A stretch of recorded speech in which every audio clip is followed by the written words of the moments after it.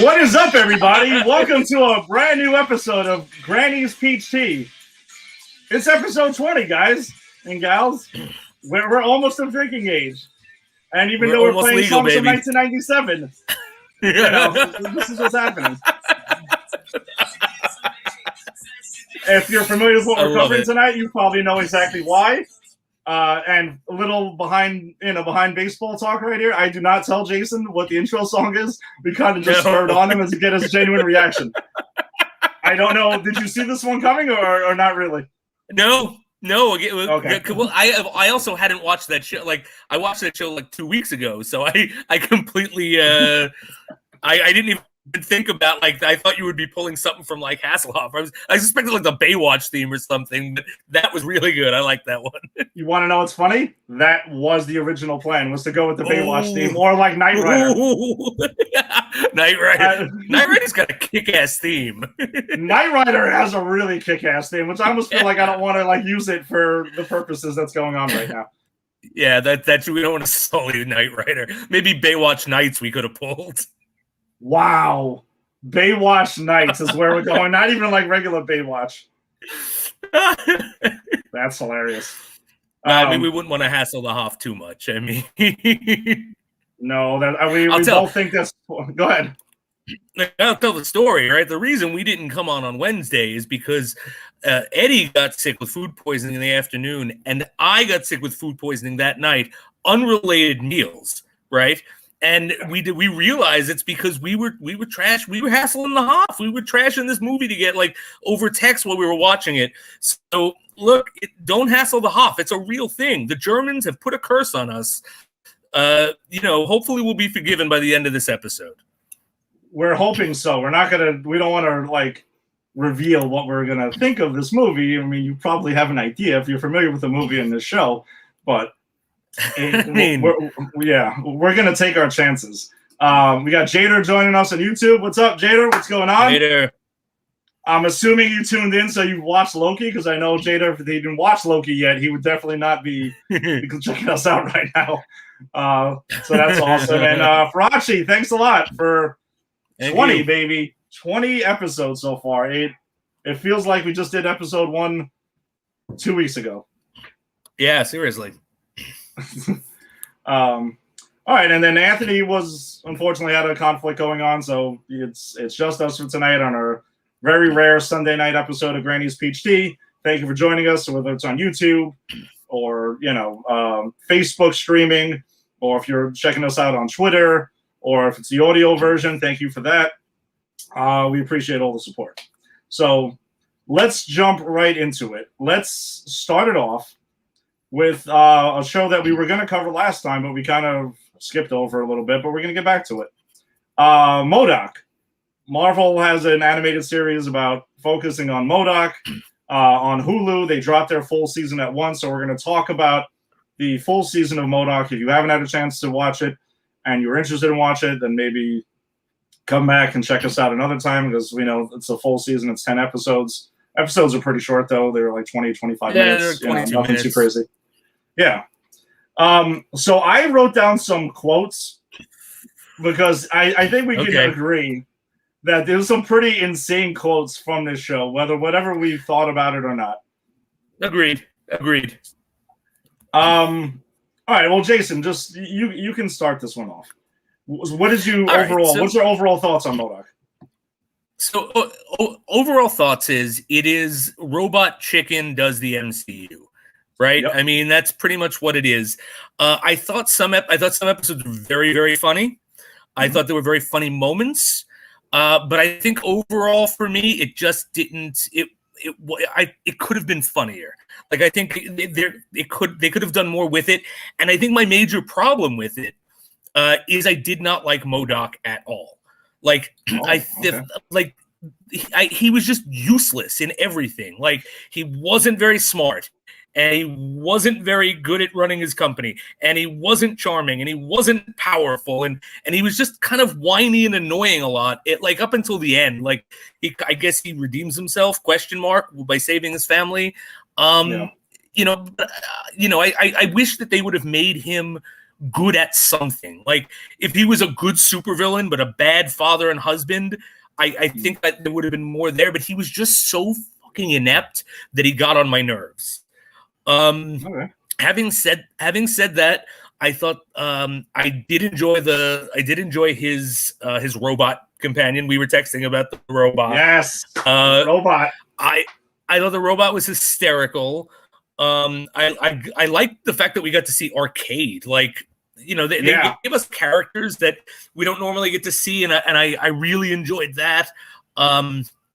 I really enjoyed the episode where M.O.D.O.K is at the retreat or the seminar with his business, and he wants to save the day, so he opens up a rip in space, and he gets these like partying aliens. I think that was my take. Yes, and it's just like, hey, we're going to keep the party going. Hey, guys, you can have sex with them. Yeah, we're drinking. And then it winds up is, you know, that is how they conquer species, is they party them to death. And I thought that was just, I didn't see that coming. That was hysterical. So I thought it was I don't hate this show. I thought there was a lot of funny moments and there's a lot of good stuff here. I just wish they would have done something different with M.O.D.O.K and made him a bit more competent and less annoying. Because even when they're jumping through time, like he's like, I invented this time machine. No, I stole the time machine. Like, so it's like, what do you do? Like, how the hell did you become anything? Like, I kind of wish that you know, I kind of wish it was a little less like Robot Chicken, and because these were Robot Chicken characters, this would have been a great sketch on Robot Chicken, you know. And I wish that they would have tried to do something a bit different with it. Although I do love who the villain winds up being, and like a big corporation. It becomes this whole commentary on capitalism and corporate takovers and you know. So again, there's a lot of good stuff here, and there's some stuff I didn't really enjoy. So, you know, I'm kind of 50-50 on it. Okay, yeah, and I guess I think the way I felt about it was I enjoyed it. I think overall I did enjoy M.O.D.O.K. I thought it was funny. It was really funny at certain moments. I totally agree with you, though, that I think they definitely could have been a lot funnier. And I did notice, like, Seth Green wasn't a producer on the show, like, who also does Robot Chicken. So my guess is they pretty much went to the Robot Chicken guys. It's kind of like, hey, listen, this is what we want to do with the show. It's going to make it a parody of M.O.D.O.K because he's obviously like what would you rank him? A D, E, F list Marvel villain? I mean, yeah, he's like a nobody. Although I'll tell you, best M.O.D.O.K story I've ever seen was in the Avengers game for the PS4. He's the villain, and it actually shows him gradually how he becomes M.O.D.O.K over the course of the game. And he's got some real cool stuff there. So, and I guess that's the thing too, is you can do cool stuff with this incredibly E-list villain.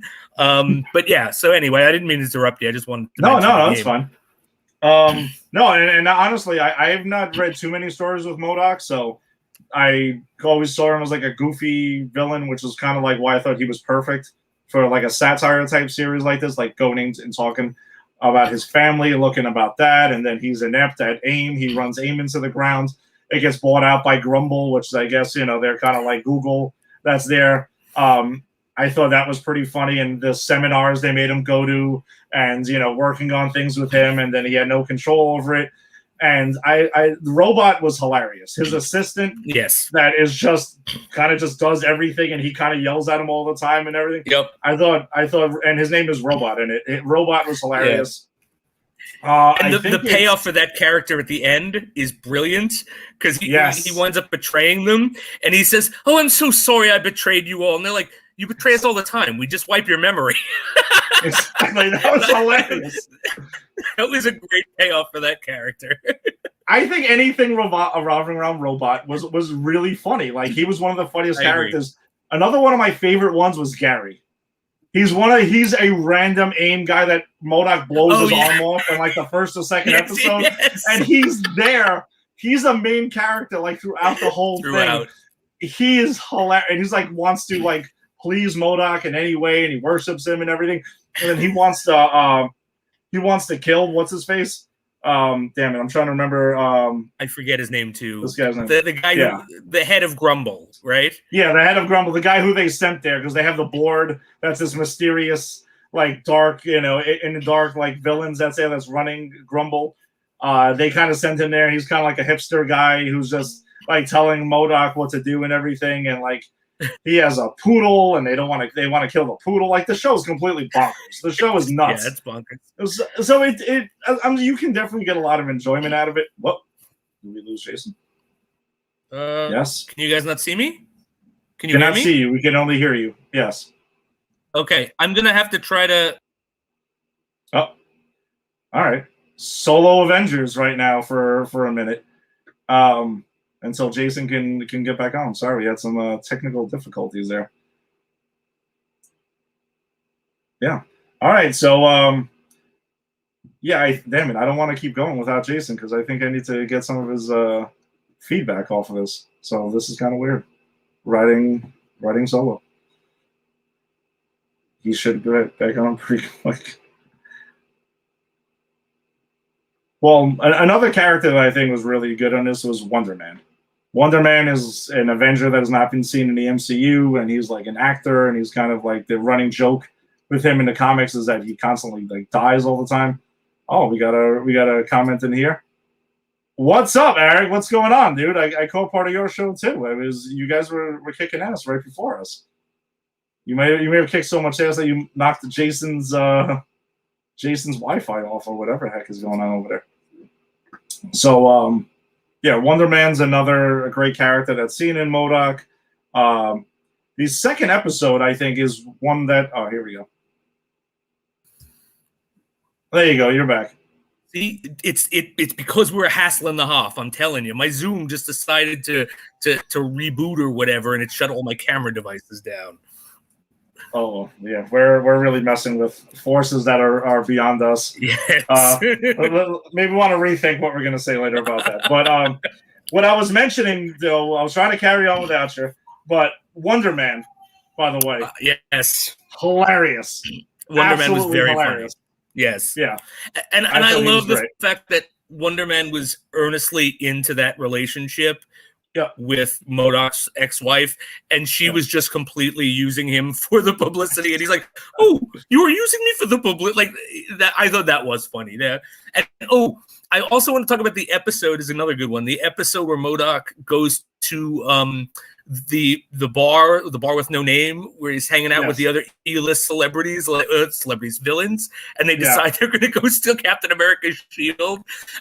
Just because I remember Armadillo. I remember Armadillo from the cards when I was collecting them in the 80s or the 90s, and so seeing him, it was kind of like, oh, I forgot about that guy. He exists. So it was cool. That was a cool episode too. Like, I think my favorite parts of it is when they brought in other heroes and other people from the comics, like and sort of showed them, like Arcade or Armadillo or Wonder Man. They did a lot of fun stuff with those. Dude, I haven't thought about Arcade since playing the Super Nintendo game Spider-Man and X-Men Arcade's Revenge. That was literally the last time it even crossed my mind, ever. Arcade is like a really off-the-wall Z-list Marvel villain. So I think some of the things I wanted to mention here was there was a quote when M.O.D.O.K is yelling at it's one of the random AIM guys, and the quote is, "It's idiotic to put a mental condom on the horse penis that is my mind." yeah, that's an insane quote. That's completely that is priceless. Okay, and I feel like I want to use that in like an everyday conversation one day. And then another one is, how can I celebrate a birth when I need to plan a funeral for all my dreams? When M.O.D.O.K is in the past and he finds out that his wife's pregnant, or his girlfriend's pregnant at the time. I thought that was absolutely hilarious. A great line. I thought the second episode, which that quote is in, when he goes back in time and which we used, the Third Eye Blind song to start off the show, when he takes his wife to the Third Eye Blind concert and everything. Mm-hmm. I actually found that episodes have a lot of heart that I did not see coming whatsoever. I thought we were just in completely slapstick, off-the-wall satire. And I was like, wow, they actually touched on, like, the show has a heart to it. Like, you can kind of start to care about them a little bit. Yeah, but then don't they erase it? Doesn't that end with them being erased from existence? Yes, exactly. So that's where they still tore it apart themselves. But I kind of give them the credit for going for that, for the heart that's there. How Yeah, no, awesome was I thought that was Nightloaf? cute. Yeah, but how Which awesome one? was Nightloaf? Nightloaf, the place Which one that was, when the remind villain, me. so when the villains are all Yes. together, and the one guy is Yes, screaming about Nightloaf. how he wants to go to Nightloaf. So they Yes. have like a restaurant called Nightloaf that they serve meatloaf, I forgot about that. and it's called Nightloaf, but it closes at like 11 o'clock, and they can't figure out for the life of them why it's called Nightloaf. The whole thing it's actually, I thought that was great. I forgot about that, but that is hysterical. That's the episode where he's hanging out with the E-list Yes. Villains. They wind up at Nightloaf at the end. I thought that was hilarious. The insane battle with Maria, with him and Maria, his number two, and you could say, he sees it as his number two. They're fighting, and they go through like 2D fighting games, and they turn each other into all this other kind of crazy shit. I thought that was pretty enjoyable. M.O.D.O.K's son, who is not in like the floating chair and anything, the daughter is, but M.O.D.O.K's son wants to resurrect his foreskin because we find out that M.O.D.O.K is Jewish. Yes, that's true, and I actually did find that really funny that M.O.D.O.K's Jewish, and they're going to have the not the bris, but the ceremony to become a man. I can't think of it right now, but he wants to do magic. Bar mitzvah. The bar mitzvah, thank you. And he wants to do magic at the bar mitzvah. Yes, that's a point of contention between him and M.O.D.O.K. That was funny. And then the son is weird, and I enjoyed it at parts. I thought when the son gets cloned or they have the robot, I thought that was hysterical. Yes.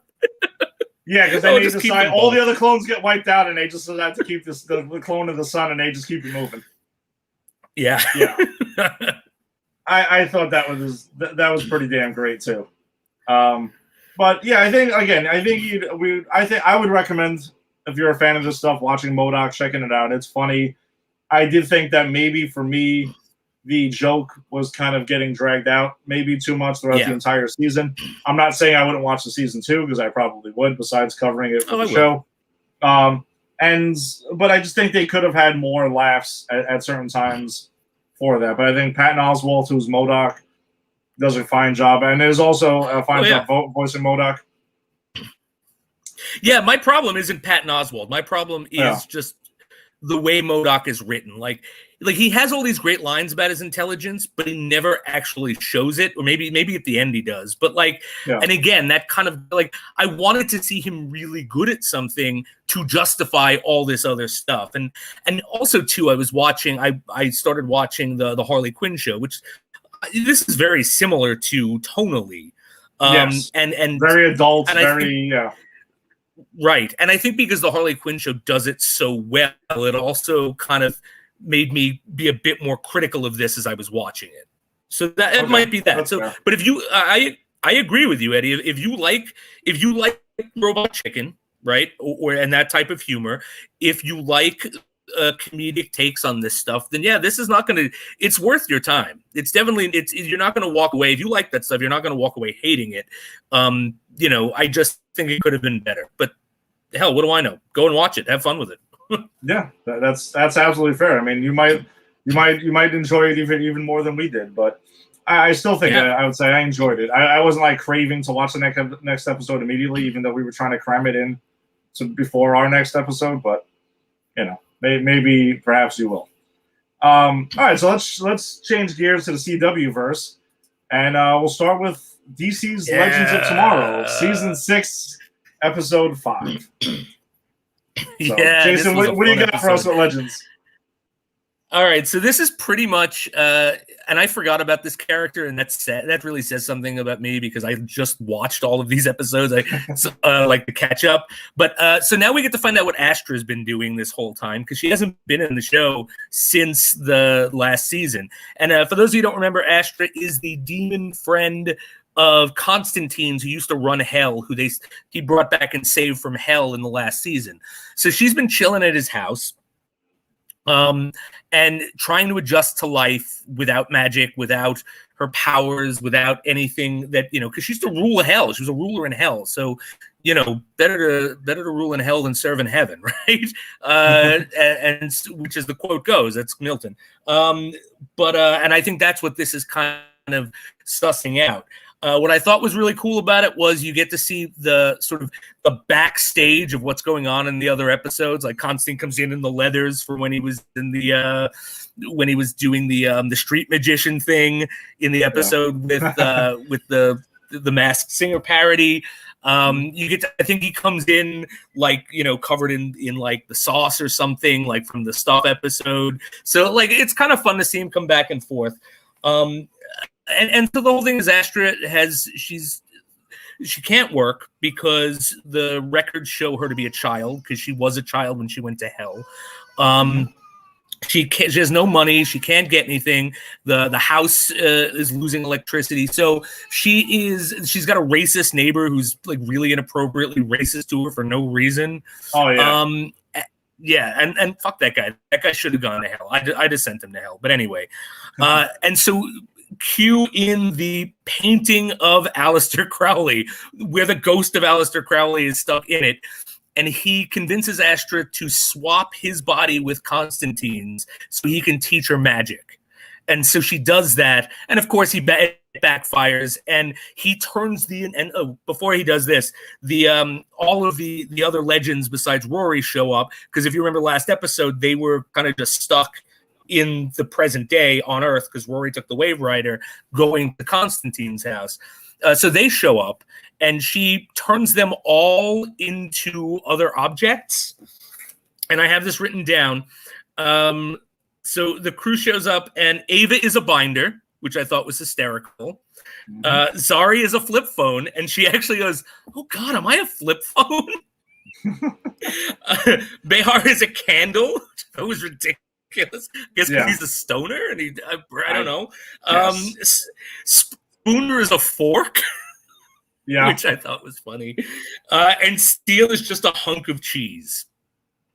Totally random. And so it's so random. And so the whole thing is she turns them into them, and then she lures the racist neighbor, and she's going to steal his soul, and then she can't do it.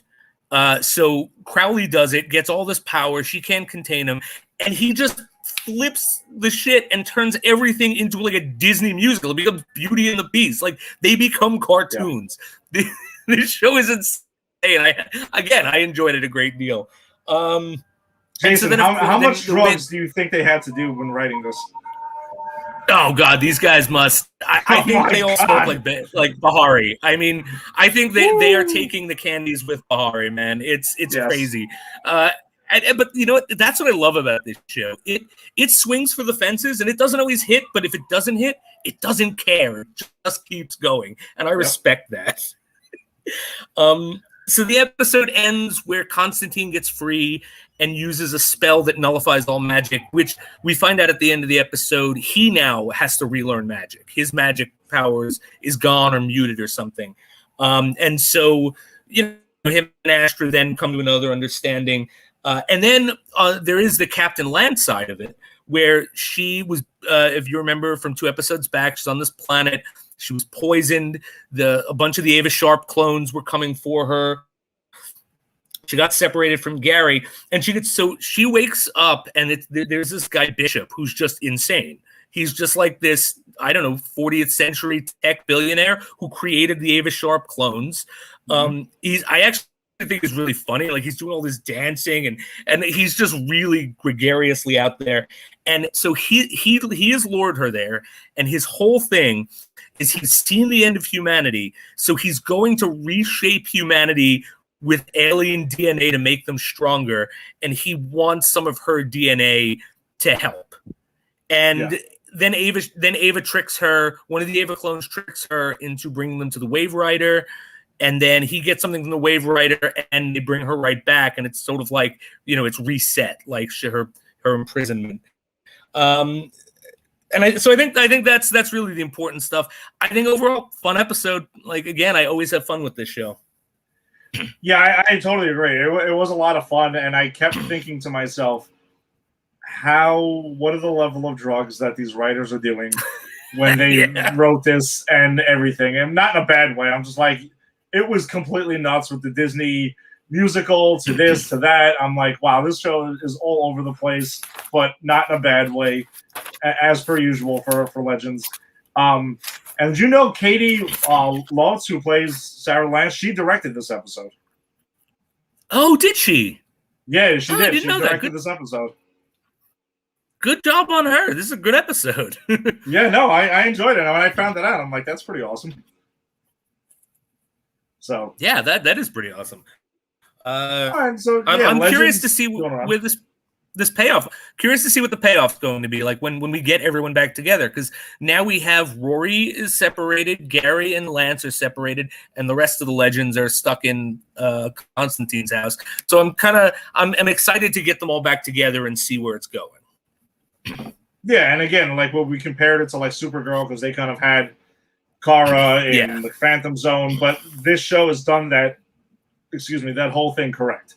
Where if you're going to separate the characters, separate the cast, do it in the right way, where you have everyone. There isn't like some people's storylines getting bored or stale and everything like that. I don't feel that whatsoever with Legends.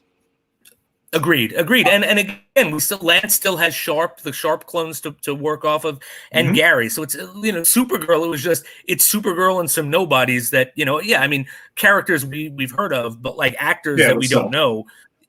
So that's why again, this show I think is doing it right, because they're at least giving Captain Lance someone to sort of go off of that's a regular cast member. Exactly. They have a history with, so you actually care what's going on with them. Right. All right, so then last Sunday night we had Batwoman season 2, episode 15, which is kind of funny that we're talking about these episodes from last Sunday, but meanwhile they're on right now and airing. So hopefully you're checking us out, and then we'll talk about these episodes on our next episode, which is next Friday. I thought this episode was actually a pretty interesting one, and I think because the pictures were released this week, that we know that Luke Fox is going to become Batwing, which he does in the comics, and he's going to on this show as well.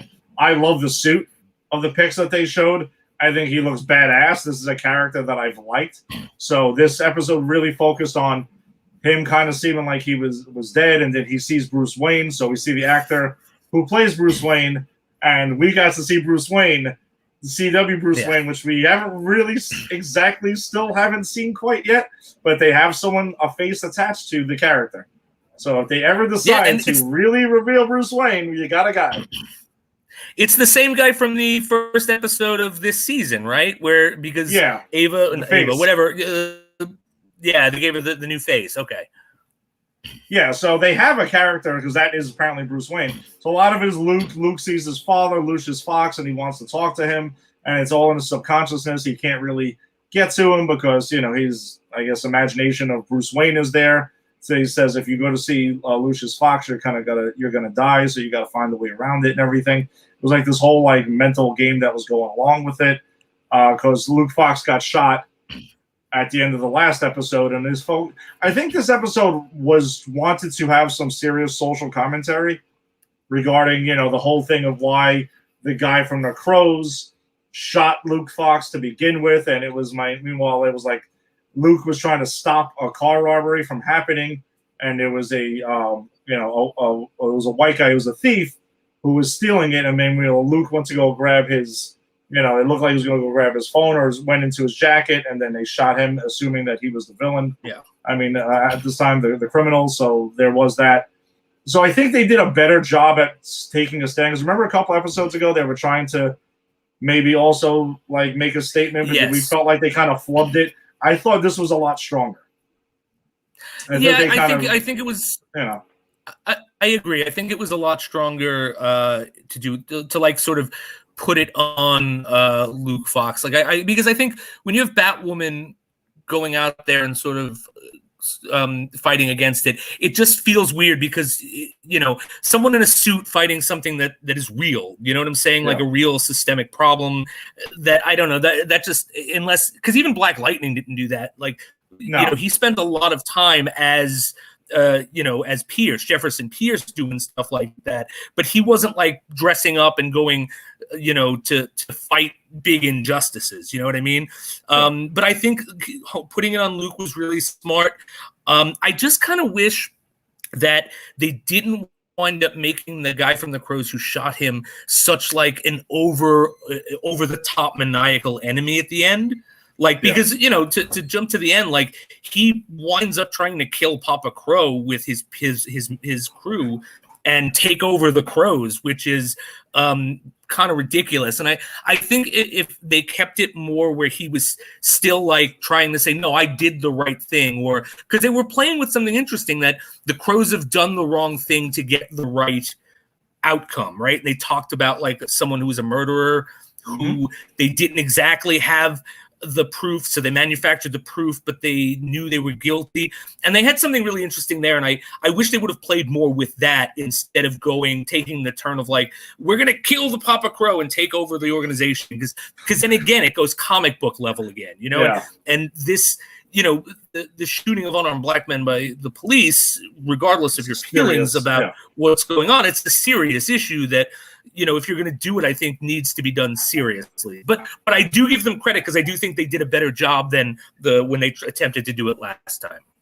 Yeah, if you're gonna, exactly. For a comic book show and you're going to use that medium to get your serious messages across, you kind of got to like keep that tone serious and like stick to like.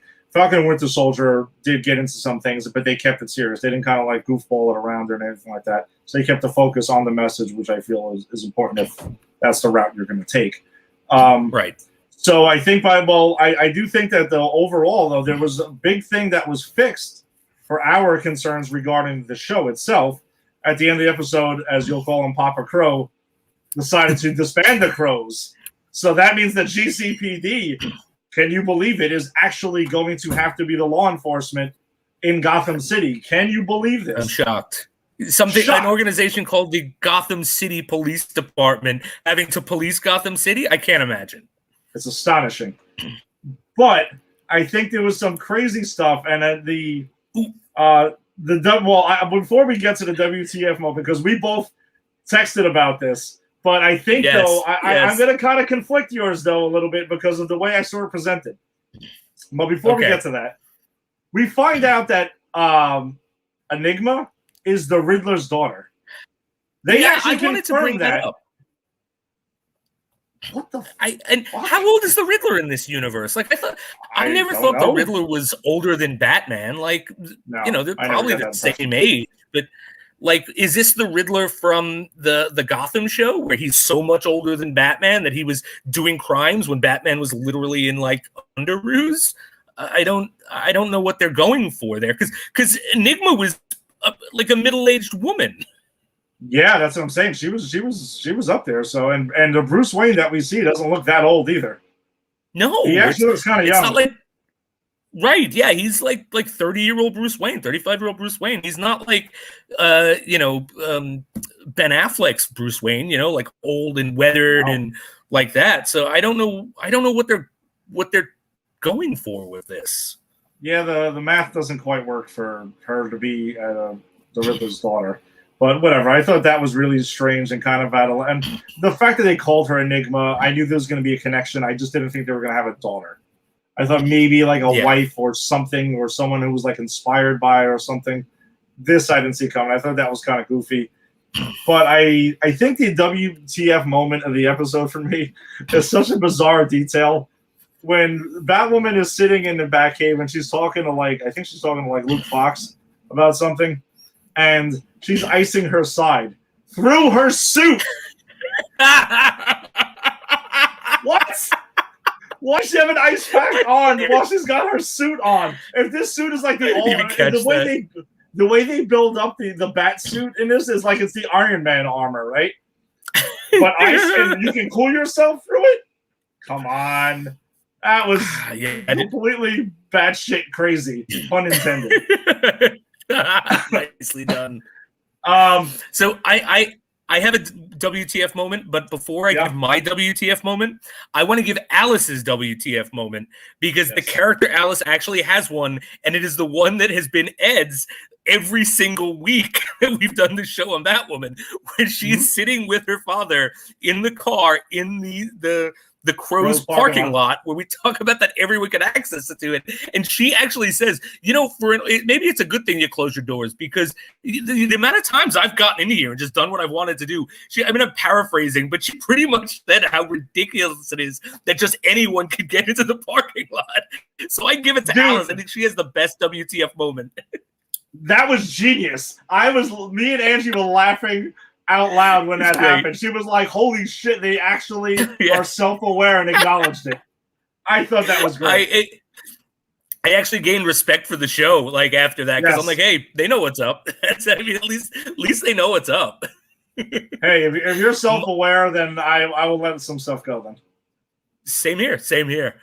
My WTF moment of the week is, does Papa Crow just leave multiple pieces of paraphernalia of drug use just lying around in the garbage in his office? Because when the crew brings him there, they're like, yeah, we found like 3 needles in boxes. He's been doing snake bite just in the garbage. It's like, but have you ever, what? I mean, look, watch the second season of 24 when Jack Bauer's doing heroin in the office. That's how you do it. You don't just like do it and throw it out. You have to be careful. You don't want to get caught, even if you are the director. So that was my WTF moment for the week.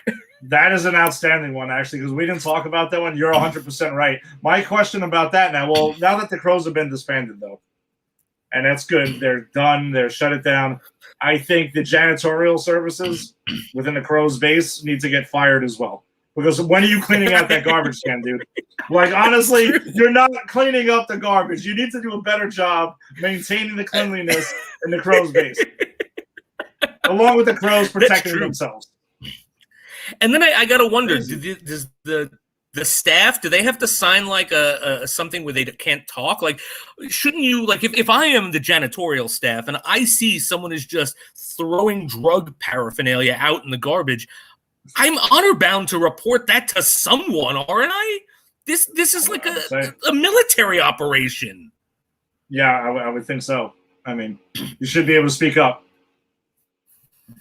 I don't know. Very, very disconcerting. This is where Tim should take umbrage with this as well. Even though Tim does not watch Batwoman, Tim does janitorial stuff. He knows that shit would be gone. He knows. I wish we could have had Tim on here, not to talk about Batwoman, but just to talk about the minutia of janitorial work. That way we can apply it to Batwoman. I'm going to tell you right now, as a facilities manager who oversees janitorial work at times, I would say, you want to know something? If I came in and I saw a snake bite in a damn garbage can, I would be concerned about it, that no one's bringing the shit up either, or cleaning it out. Twofold is where I would get upset with that. You need to look, R&C, report and clean. Yes, but let's get it together, guys. That's why the damn Crows are closed down now. Nothing else, really. That's it. It was just Papa Crow's drug use, and the janitorial staff was piss poor. The place smelled like shit, literally, because no one was cleaning it. Awful stuff there. All right, so then we got The Flash, season 7, episode 12. Its title was Goodbye Vibrations. It was Cisco's farewell to the show that was there. I thought they did a nice job. I wasn't curious. I was kind of weirded out of how they were approaching it at first, because it was kind of like Cisco breaks the news to Team Flash in the beginning, and no one's really in tears about it. And they kind of take it really well, and he kind of seems like he takes it more in the sense of like they were kind of just ready to get rid of him and stuff like that. So there's a misunderstanding there. I thought the villain of the week was kind of goofy in her plot to. Oh yeah, that was very strange how she was gonna like Rainbow Raider 2, they called her, where she was gonna go ahead and like kind of like Robin Hood it and take from the rich to give to the poor, but she was literally gonna fly like a blimp over a stadium, a football game and she's gonna throw out money. I thought that was just kind of very strange. Yeah. She was going with Operation Family Guy, because that is literally the plot, I think, of the first episode of Family Guy.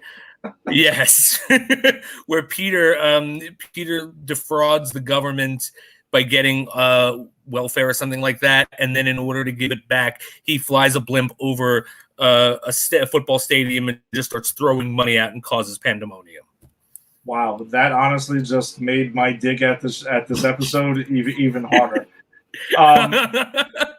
I did not know that because I kind of like didn't really I don't really watch Family Guy like that, but I'm familiar with a lot of stuff that goes on it. Because Tim kind of keeps me up to date on that. But I thought the goodbye to Cisco was being the heart of that episode. So they did a lot of nice things. There was a lot of nice callbacks. Them singing the Lady Gaga song, karaoke style. I know that was a callback to like the first season and stuff. So I thought that was pretty cool. So I think that was their main focus, and that's where they kind of crammed in this weird Rainbow Raider 2 plot, so the team could have something to kind of do, to be an episode of The Flash. Yeah. Like the sort of Cisco's last hurrah. Yeah, exactly. So that was kind of really all she was there for.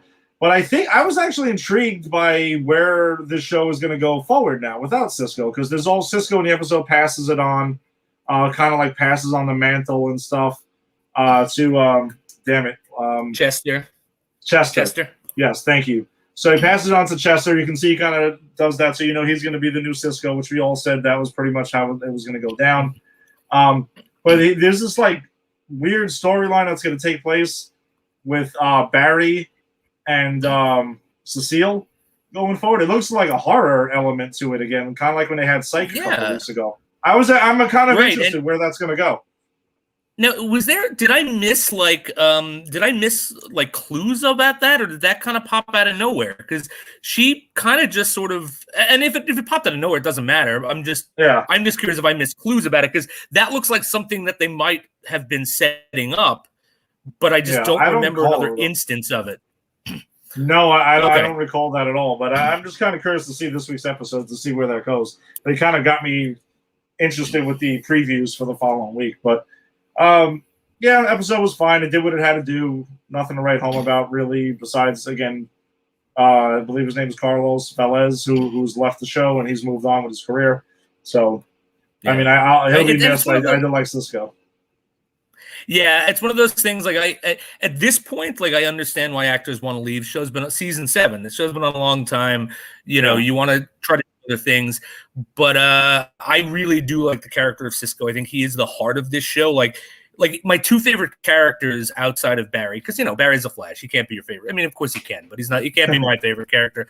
I like the side people, but my two favorite characters are gone now, which were Wells and Cisco, the brains and the heart of the operation. So, I understand where they're going, but I'm sad to see him go. And I like Chester. I think. I don't like him as much as Cisco, but like if the show started with Chester, I probably would be feeling this way about him, because I think they at least have given him some good character moments. He's not just a Cisco clone; like he's got his own thing going on and his own personality. So I like that, But I am gonna miss Cisco. I think the show is not going to feel the same for me without him. Yeah, I could agree, and I do also love the fact that they acknowledge Cisco's like awesome like geeky T-shirt game, and he was like, Chester thought he was getting that too, and he's like, no, that's coming with me. We're not doing that. That was great. I thought that was pretty cool. So for people who also appreciate those type of like clever comic book stuff T-shirts, like I thought that was pretty cool. Agreed. All right, so the last CW show of the week is we pretty much got consistent 4 right now. Superman and Lois, season 1, episode 9. I think the season's been going on really, really strong. This is definitely the strongest CW show, I think, for all season. As much as Jason and I both love Black Lightning, Superman and Lois is really making its own thing, and like really, it's very, very different from the other episodes. The other shows that are on CW verse. My highlights were there was that great scene where Superman is stopping the bank robbery, even though we find out that he's weakened by the kryptonite gas from the last time. But we actually get to see Superman fighting off and stopping a crime of how powerful he can be, and not Omni-Man or Homelander style. Like, right. more, because, we know how that ends. But, he goes and he's like, not well. Which, we know Clark could do the same if he wanted to, but thankfully doesn't. Like they show how he's like zipping from person to person with his super speed, pushing them down, taking the bullets. I thought it was really, really cool, the visual style. But they showed hand-to-hand combat with Superman and, people literally shooting at him, which I don't think we get to see enough of in the other live action iterations of Superman. Yeah, no, I agree. And again, it solves a problem I always have with Superman is he's so overpowered. It's hard to find realistic things for him to do, but the way the show is approaching it, the way the show sort of does find stuff for him to do like this, just sort of stop a bank robbery and do all this cool hands-on stuff that we don't normally see because usually Superman's out flying around and stuff. So again, I think the way this show is handling the Superman Clark Kent character, I think is just again, it's making a fan of Superman out of me, and I've never been before, but seeing him like this, seeing him in this light of he's not infallible, he can get down and dirty and sort of do a good fist fight, like just seeing him like this, it really makes me happy, and I really am enjoying the show a lot. Yeah, so I thought, by the way, I have to mention one quick thing before we get to the next thing I wanted to bring up. There's a scene where, so we know Clark has been weakened by the kryptonite gas that he was hit with in the previous episode, so we show it's weakening him up. So when he takes those bullets in that bank robbery scene, he has black and blues all over him. So he's having a conversation with Lois, and he sees that, and he uses an ice pack on himself, and he takes his suit off to do it. I couldn't believe that. Yes, Jason, this is the shit that I'm picking up on while I'm catching up on the shows. Batwoman, ice pack through the suit. Fucking Superman knows ice pack. Might be the first time he's ever used an ice pack. He knows to take his damn suit off and put it on properly. I just want to throw that out. Well, he knows how physics works. That's what it is. The transference of cold would be absorbed, but he knows this. Yes, I'm sure he's read about it and stuff because this is the first time he's really feeling anything and have a need to use it. But yet the person who's a human being in a suit that is supposedly like the greatest suit ever is putting the ice pack on the outside to go through. I had to point that out because it really irked me, and I had to stop and applaud Superman and Lois for something basic like that as I was watching it. Nice. Yes, I'm nitpicking a little bit. So his son Jordan is affected by this through Clark, and he kind of like catches a cold. He passes it on to him, and not like Superman 4 cold, where a nuclear man scratched him, and then he was like sick on and he had a cold. Like Jonathan was sneezing, and literally ice was coming out. I thought it was actually pretty damn cool, actually. That was super cool. Yeah, I agree. And the stuff with the grandfather, with Lois's father, I thought, and I'll wait until we get to the end. You get to that point, but I thought the emotional stuff, the family stuff between Lois and because the whole thing is Lois's father is the general, is the one who created the kryptonite cloud. He's the one who has all of these Clark killing weapons just in case. And her and even Clark they feel betrayed by him. They feel like that he was out of line. Personally, I don't think he is. I think he is correct when he says it is my job to make sure that the country is safe, even from Superman. If that becomes an issue, like I do get where he's coming from, especially considering what we know about S.H.I.E.L.D's alternate reality, him going crazy and joining the other Kryptonians and killing Lois Lane. So I think I do absolutely agree with him, but I love. But you also know why they would feel betrayed because it's family who's doing it, and I think the way they play with it, and then the end of it, the result of it, I think is so well done. No, I agree, and there was a really big scene where Jonathan Kent, I mean the son on the other son on the show, is having a conversation with his grandfather outside. I thought that was really powerful. He really like smacks him down and like lets him have it. Yeah, right there of the betrayal and everything like that, because he tries to communicate with him like, "Hey, you're human. I'm human. We're not super powered and stuff." And he was like, "Listen, it doesn't matter. I trust family. I trust everything like that." I thought that was a really, really cool scene. And what I thought you were going to go for, because both of us being Batman guys, General Lane that route was very Batman. That was so Batman. Oh, it's 100%. It's 100% Batman. It is actually, Yes. we know that Batman has contingency plans for everyone. There was a Yes. whole movie made out of it. One of my favorite Justice League Doom. Yeah. Justice League Doom, right? The cartoon movies, you know, that you have to have a contingency. And Batman even has a contingency for himself, and that contingency is Superman. So again, Yes. you gotta respect it. Like, you don't know what's gonna happen. Ultimate power can be corrupting, even to someone as good as Superman, as we've seen in this alternate reality. And I'm starting to think the only difference between this reality that we're in and the Captain Luthor, you know, John Steele reality is, in that reality, Clark wasn't with Lois. I think that's going to be like, because they've set up, right? Like, this is already starting to happen on this Earth. Kryptonian, we'll get to it by the end of the episode, but Kryptonians are here. When that happened on an alternate Earth, Clark sided with them. But I think because he has Lois here, Lois is always his anchor to humanity. So I think that's going to be the difference when eventually the choice has to be made. So I think that's really cool, the way this show kind of set that up really smartly and, you know, built piece by piece by piece on it. So well, like you were saying right there, so the big thing is that Morgan Edge, who seems to be the big bad, I don't want to say Lex Luthor stand-in, because we find out now that previously, before this episode, I started to wonder if Morgan Edge was just kind of like a Lex Luthor stand-in for now. But we find out that he's a Kryptonian. All right. Yeah. And we find out he's a Kryptonian, and we find out that he is, you know, that he's been putting Kryptonian subconsciousness into people who are willing to accept like the upgrade or who better themselves and stuff like that, and he's putting them into humans. Even Lara's husband. Lana's husband.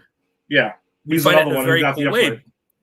Because Morgan Edge sends two of his Kryptonian people to murder Lois Lane and her family, and you know, they kind of get out and. Actually, this was the payoff with the grandfathers. He comes in with one of his Kryptonian killing weapons, and he starts, you know, wrecking house on them and gives Lois some time to get her son out, the Jonathan.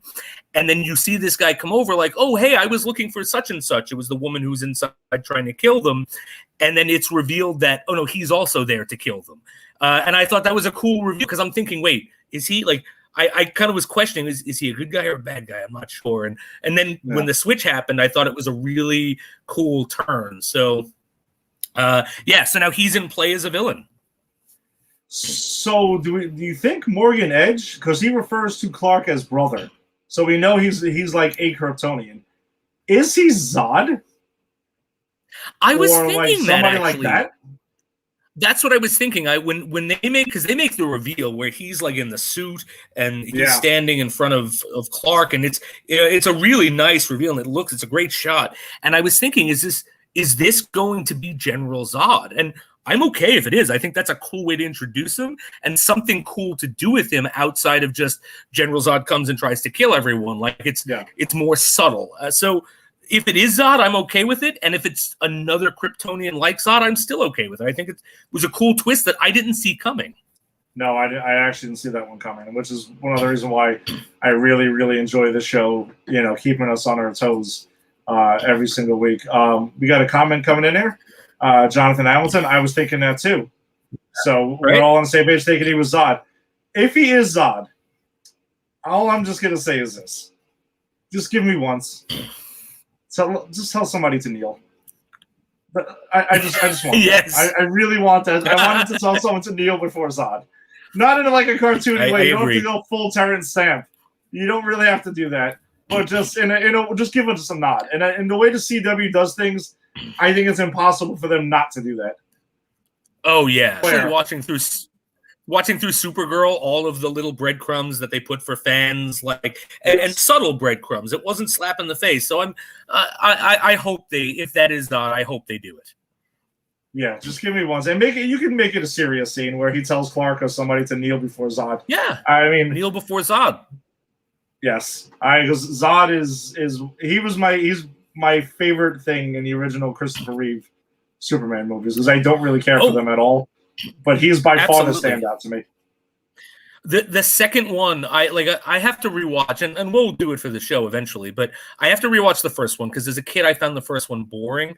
The second one is the only one of the four that I really liked, and again, it has all to do with Zod. Like, he has such great lines. Why do you say these things to me when you know that I will kill you for it? I mean, he has scene stealing. I have the Zod cut. I watched the Zod cut. I literally just watch Zod scenes and that's it. Otherwise, I can't stand that movie. Cellophane ass. I actually members only jacket. Oh, it's stupid. It's stupid. But I love the Zod stuff, and I always said before, and this is something I credit Man of Steel with, is I always said that if you're gonna do a Superman movie, your first villain should not be Luthor, it should be Zod, because it's a bit more action oriented and sets up the Kryptonians, and that's exactly what Man of Steel did. So I give that movie credit for running with Zod over Luthor as the first villain for him. 100% agreed. It's one of the reasons why I love Man of Steel, and I had said that in our review. That's one of the reasons I like it. Yeah, I love Man. I love him in that. All right, so as we wait for the potential Zod reveal or not. Let's jump into it. We have ourselves a new Marvel show. We have a new MCU show that we've been a couple of weeks without it. But we're back. Oh, actually, I'm sorry. One quick question though before we move on to Loki, because Jonathan's got a good one, and it's one Jonathan reads my mind, I think, at times. That's really what it is. So I wanted to ask you about this. Did you see the Richard Donner? Did you see the Donner cut of Superman 2? I did. Yeah. Okay. I did. That's the one that I own. I remember liking it better, but I couldn't tell you much about it. Like, I only saw it once. I liked the extra Gene Hackman scenes. Like, it made a lot more sense showing him like how he knows where the Fortress of Solitude is. Like, I think the Donner cut really clears up some things, some WTF moments for me from the original. Agreed. But yeah, we'll get into that. We'll do a whole examination of Superman 2 versus Superman 2 when we get around to that. But let's get into Loki, like we were about to. Loki, exactly. Time cop. Loki is a time cop. I fucking love this already. Yeah, it was, dude. I really enjoyed it.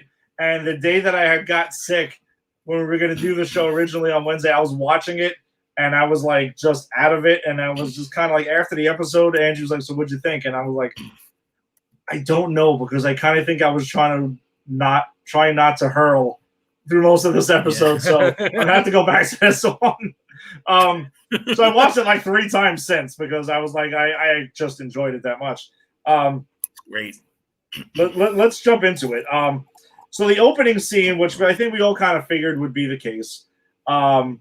They rehash the scene in Endgame when Loki, when the Avengers are going back in Avengers Tower, which they kind of go back into the original 2012 Avengers movie, and Loki escapes with the Tesseract and everything due to, Stark going ahead and having the Tesseract, and then Hulk comes in and didn't want to take the stairs and locks the. I thought that was actually really funny, and then the Tesseract kind of falls to Loki and he disappears. So it picks up right there, where we find out where Loki is pretty much on Earth still, and he is in a desert in the country that damn it, I didn't write it down.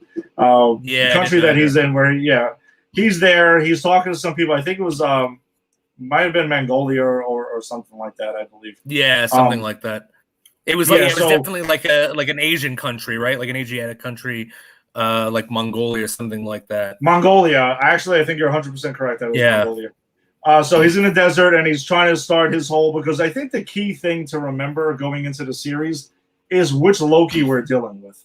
And this episode does a good job hammering that down, because the Loki we get is not the Loki we got for a while. This is Avengers Loki. This is when he starts going into it with Glorious Purpose, which I thought was great to name the episode Glorious Purpose, because it hammers home to fans and everyone and all of us what Loki we're dealing with. So he starts his whole burden with Glorious Purpose spiel and things like that, and then all of a sudden the TVA shows up to apprehend him.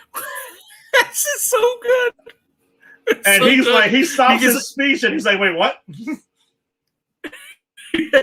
Because he thinks that he's going to just kick some ass. He actually they have this standoff where the woman I didn't catch her name, but the head of security for them who apprehends him is like, you have one chance to step down. He's like, no, this is your one chance. He thinks he's in control because he's got the Tesseract and he's Loki, and they shut him down so quickly. She hits it with this stick that freezes, slows him in time, and this is gonna be a meme at some point, I'm sure, but his face all messed up because it's been hit, and she's like, yeah, and she's like, you're moving at a third of the speed, but you can feel the pain in real time.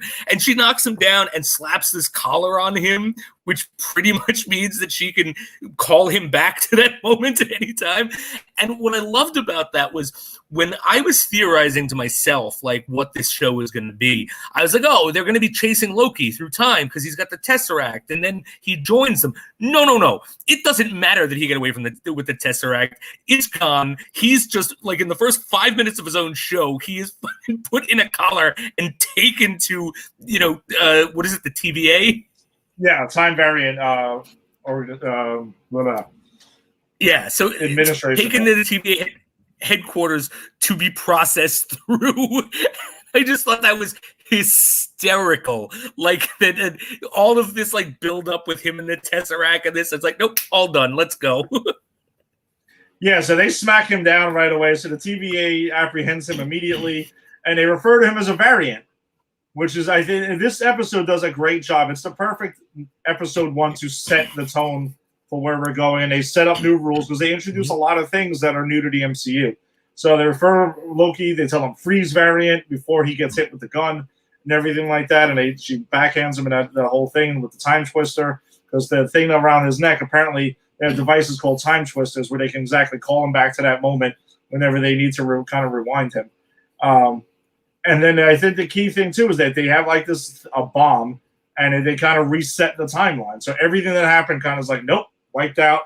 We're going to escape, and we keep what we find out is called the sacred timeline in place. We'll get to that in a minute with the sacred timeline. So he's stripped out of his suit, and he has the Tesseract taken away from him very easily when he's in the TVA. And Jonathan is chiming in, too. There's a great scene where he's like, hey, this is fine ass Guardian leather. And the robot just strips him down and burns the damn thing completely there. Throw him into his jail uniform or whatever you want to call it. Phenomenal scene. Oh, the processing scenes are amazing. There's that one. There's are you a robot? Or do you know if you're a robot? No, I'm not a robot. Well, do people not know if they're a robot? Some people don't. Well, what happens if I'm a robot? Oh, the machine will burn you up from the inside. And then he has that moment where he's like, all right, you're not a robot. You can't be a robot. So there's that scene. There's the scene where they tell him to take the ticket. Yes. I don't think there's only 2 people here.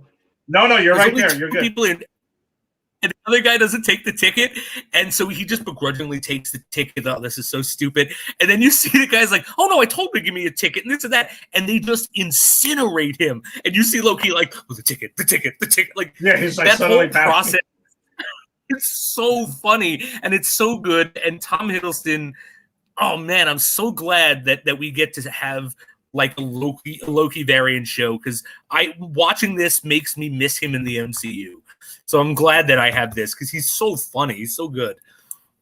Yeah, no, he's absolutely excellent. And you're right. I mean, I think the best thing that these shows are doing are they're giving some of the characters who didn't really get deep dives in the films, getting their proper due in this. And Loki's now the latest one to get the treatment. So while Loki is in there and he's waiting to be processed to face his trial and everything, they watches a video we get to meet a character called Miss Minutes, who explains a lot, and her whole thing is pretty damn important, where she explains about the sacred timeline.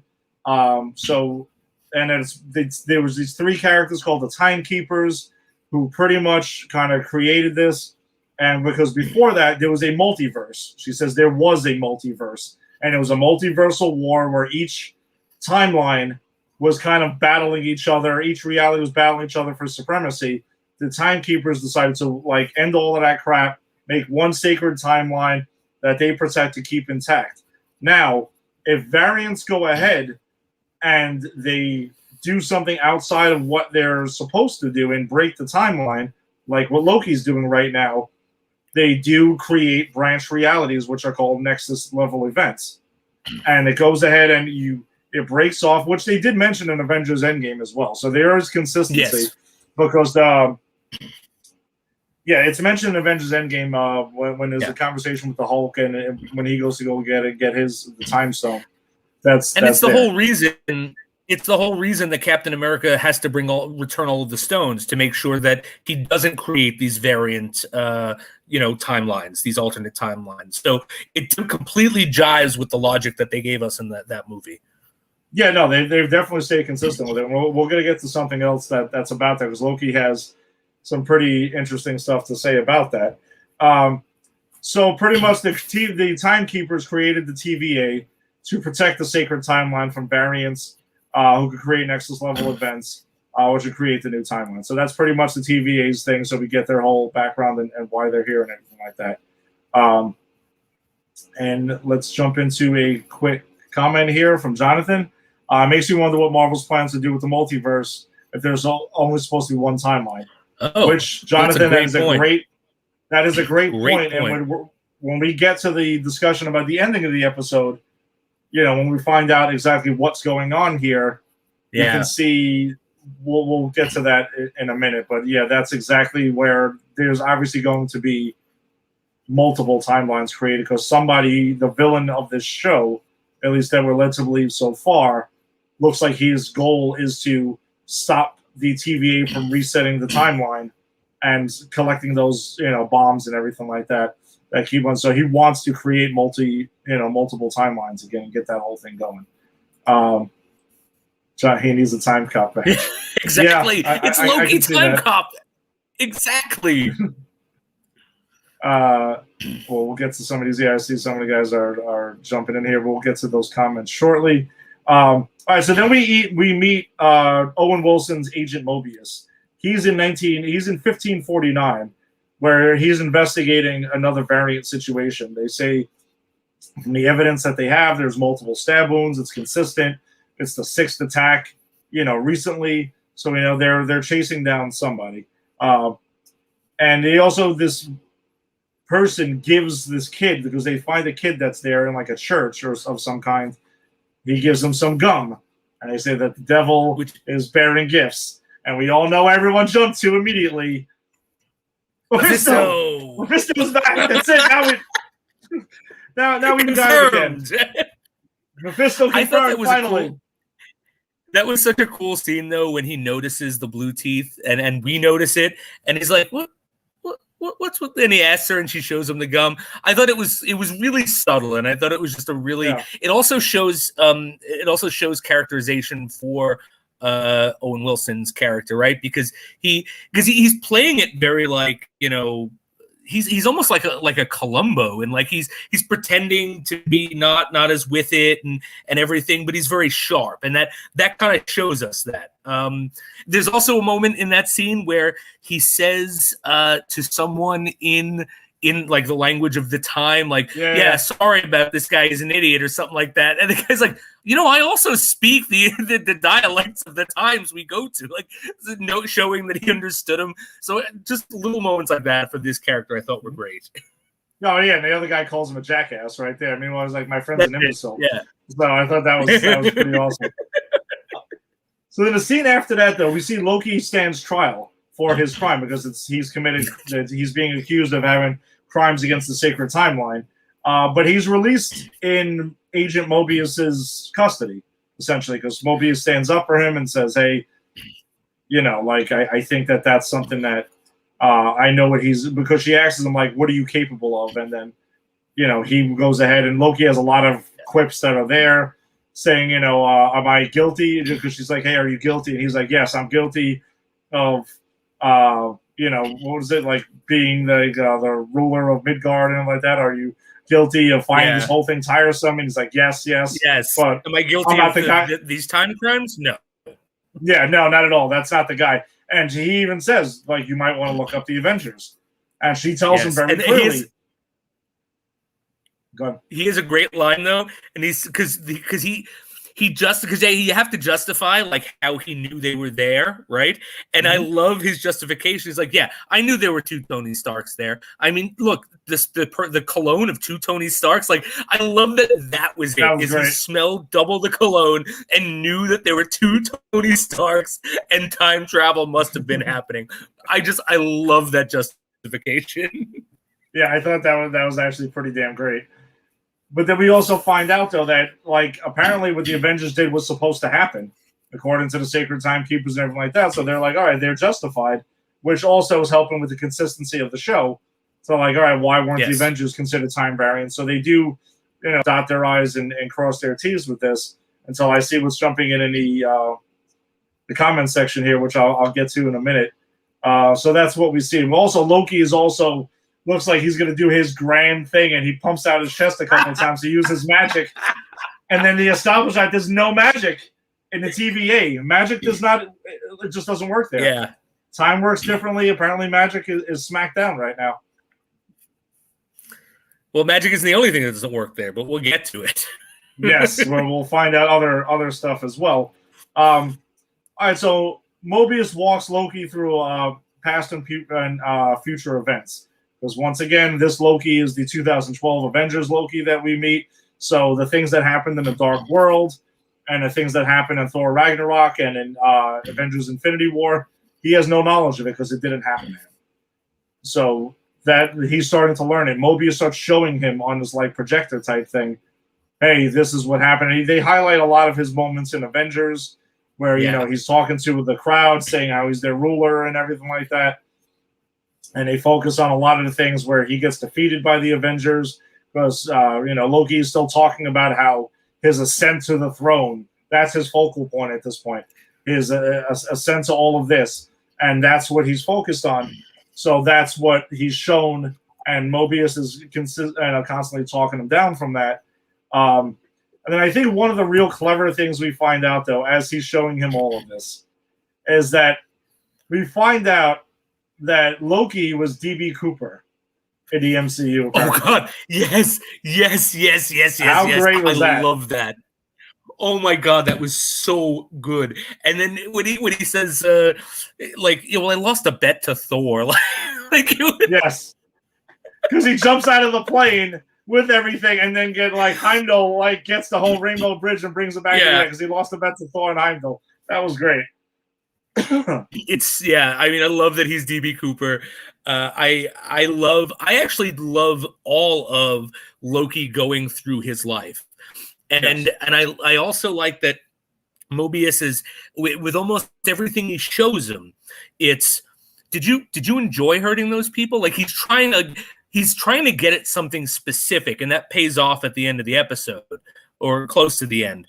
And I really enjoyed the methodicalness of Mobius because he does look again like a guy who's not really with it, but he's very sharp. Great moments, and I don't know if I'm jumping too far ahead, but when Loki throws the chair, am I jumping too far ahead with that one? No, I think I think that's one of the next scenes that's going on there. But I think the scene that's there. Oh no, sorry, he does throw the chair. So he throws the chair, and then the whole thing is every time Loki tries to escape or attack or leave or whatever, Mobius hits the button and resets him. And that's set up, and I think this is great, is he stands up and he does the time twister, and he's like, look, I was just standing up to make a point. Can I give my speech? That was great. And then he has a moment where he throws the chair and he goes to attack Mobius, I think, and Mobius hits the button, and it resets him, and he falls because there's no chair, and Mobius just goes, it resets you. It doesn't reset the furniture. I'm sorry. It was so good. It was so good. So there was a really a sad part in it where Loki goes ahead and he sees he sees what happens in Thor: The Dark World, where in the beginning he kind of leads the Dark Elves to where he thinks is going to be Thor, but it turns out to be his mother and his mother's death. What Jonathan was commenting on here, it was sad to see him for his mother's death and know that he caused it. And you can kind of see like Loki's reaction to that, where he's starting to realize like how bad some of this stuff was when it's being shown to him, you know, from maybe like a third person type of view. And that's the moment that Loki Prime starts to realize that he's kind of gone too far. So I think it's really cool that the way we get this variant Loki to a place where Loki Prime was, that he might want to help someone. Because, you know, Loki Prime was almost going to be I think he died a good guy. Like he didn't sell out his brother and the other Asgardians in Infinity War. He knew he was going to die, but he tried it anyway. So he kind of does the hero's death. But we need to get Avengers Loki there. And the way to do it is to show them the highlights of what gets him there originally. And I thought that's really smart as well. Yeah, no, I thought that was really smart. So pretty much essentially like mold Loki into almost like, I guess, the anti-hero that we're going to get and focus on in this show. So he does steal Mobius's time twister, by the way, and there's this whole thing where he goes ahead and breaks out, and then he sees the TVA guy that was working there. Was it Glenn? I forget his name. Yeah. He tells him he's trying to get the Tesseract back. So he's like, "Listen, I'm going to go ahead and I'm going to gush you like a fish." And the guy's like, "What's a fish?" What's a fish? I've been born here. I'm at my desk. I'm literally like, that's all I do. And he's so concerned of what a fish is. And he's just like, well, I just want to know what I'm being threatened with. And later on, he ends up saying, this guy Loki was going to turn me into a fish or something. Like, I don't know what the hell he's talking about. Whatever the hell that is. So when Loki goes to go ahead and get the Tesseract back, right, he gets it, and he sees in this guy's drawer in his desk, there's a bunch of Infinity Stones there. And Loki's eyes light up, like obviously like, what? How do you have these? And he's like, listen, we have them. Everyone has them. We have a bunch of them here. We use them as paperweights and stuff. Pretty much. And Loki, it clicks, though. It clicks on Loki's head where he's like, wait a second. The Tesseract doesn't mean anything here. Infinity Stones don't mean anything here. And he looks at the big screen with the sacred timeline, and you can see his face drops, and he's like, is this the ultimate power in the universe? Like, up until now, we're all chasing Infinity Stones, and we're doing this and doing that, and it's like none of that means anything anymore. Like, we're moving on. I also think it's a super cool thing that all of the Infinity Stones are there, because of course you would have people trying to time jump and stuff. I mean, there's the time stone, right? Like, so of course you've had people try to get the Infinity Stones and use them to manipulate time. And that's how you have all of these, because they're all variant time stones. Like, it just, the logic of it makes so much sense. And it gives you so much insight into like the background of this organization and what they do. And I really like that. They give you so much with so little in that scene. I really liked it. Yeah, and Alex is chiming in here too, which I think there was the reaction of some fans that when they saw the scene was the Infinity Stones joke had me a little upset due to the fact that Gamora and Black Widow died to just get them. Well, I think Alex, though, is that or anyone else would feel that way. I think the thing is, again, you're setting the tone for the new threat, what the new big thing is, establishing the TVA that's there. And again, like, it's not like Gamora or Black Widow could have went to the TVA because no one knew they existed, which is what Loki says in another scene. Like, if you guys are all of this and that, like, how have I never heard of you before? And Agent Mobius tells him, it's because you've never had to. Like, we don't interfere just randomly. Like, it's only when there are legit variants that we need to chase down. So I think it does jive and it's consistent with what they're trying to say here. I agree. And the thing is, like, Gamora and Black Widow die for an Infinity Stone. These are variant Infinity Stones. These are Infinity Stones that were taken out of the timeline and brought, through time. So I get that why people are upset, but like, I don't think it takes away the importance of the real Infinity Stones. And again, Black Widow, according to the logic of this show, Black Widow and Gamora was supposed to die in order for those Infinity Stones to be retrieved, in order for the Avengers to do what they were supposed to do to defeat Thanos. That was the sacred timeline. So I don't think there would be any way around it, because this show posits that there's a written script of life that we're all following. Like, this show takes away free will. Pretty much. And that was Loki's thing, right? He was like, he thinks free will is like the biggest lie ever told. So kind of jives with what he's been saying, but he doesn't like it now. Loki doesn't like the fact that he keeps pushing back throughout the episode, like, no, but I can do what I want to do. I don't care what everyone else has, but like I can do my thing. But he starts to being humbled as the episode goes on. So once he sees the sacred timeline, though, he returns back to that room where Mobius was showing him all the stuff that was on a projector type thing, and he kind of like learns more about his future in Ragnarok and Infinity War. So he sees Odin dying, which you can tell hits him like very specifically. A lot of the scenes in Ragnarok where Thor is telling him like, "Hey, I looked up to you. You know, I thought a lot of you. I thought we'd fight side by side forever." And you can see it's really hitting this version of Loki pretty hard. And then he sees the big moment when Thanos snaps his neck in Infinity War. And he was like really taken aback by that. Like, wow, this is some serious shit now. And it really kind of, I think, snaps him out of any kind of like grandiose thing that he had going on in his head about wanting to rule everything, kind of like shifts gears and puts things into perspective for him. It's important to note at this point, he has gotten the collar, the time twister collar. Oh yes, sorry, yeah, I meant to mention that. And no worries, and put it on the head of the security who apprehended him, and he was kind of messing with her.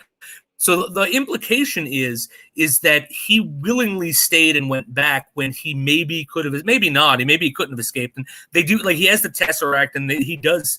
They ask him later on. Owen Wilson. Mobius asks him, yeah. Yeah, did you try to use the Tesseract to escape? Oh yeah, like a dozen times. It doesn't work. So there's that. But I think it's a good character moment when Loki realizes that there is something this powerful. Because Loki thinks of himself as a god.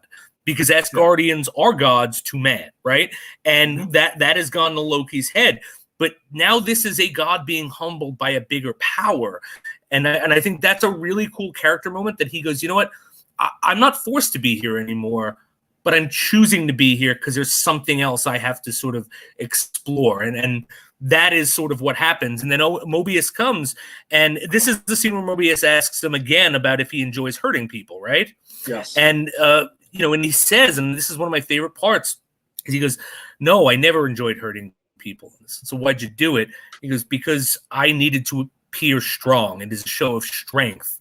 It's a show of strength for the weak or the scared to be violent and look as if they enjoy it. And Mobius has that great line and just goes, so you do know yourself. And I think Owen Wilson is a great choice to play this guy because his delivery on a lot of this stuff just is so good. And that line in particular. So so not to jump on you, Ed, but I kind of love that scene. So I wanted to go through it.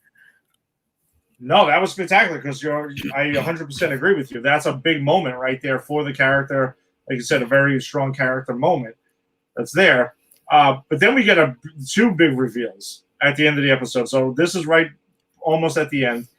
And then Loki asks Mobius, what is it that you need me for?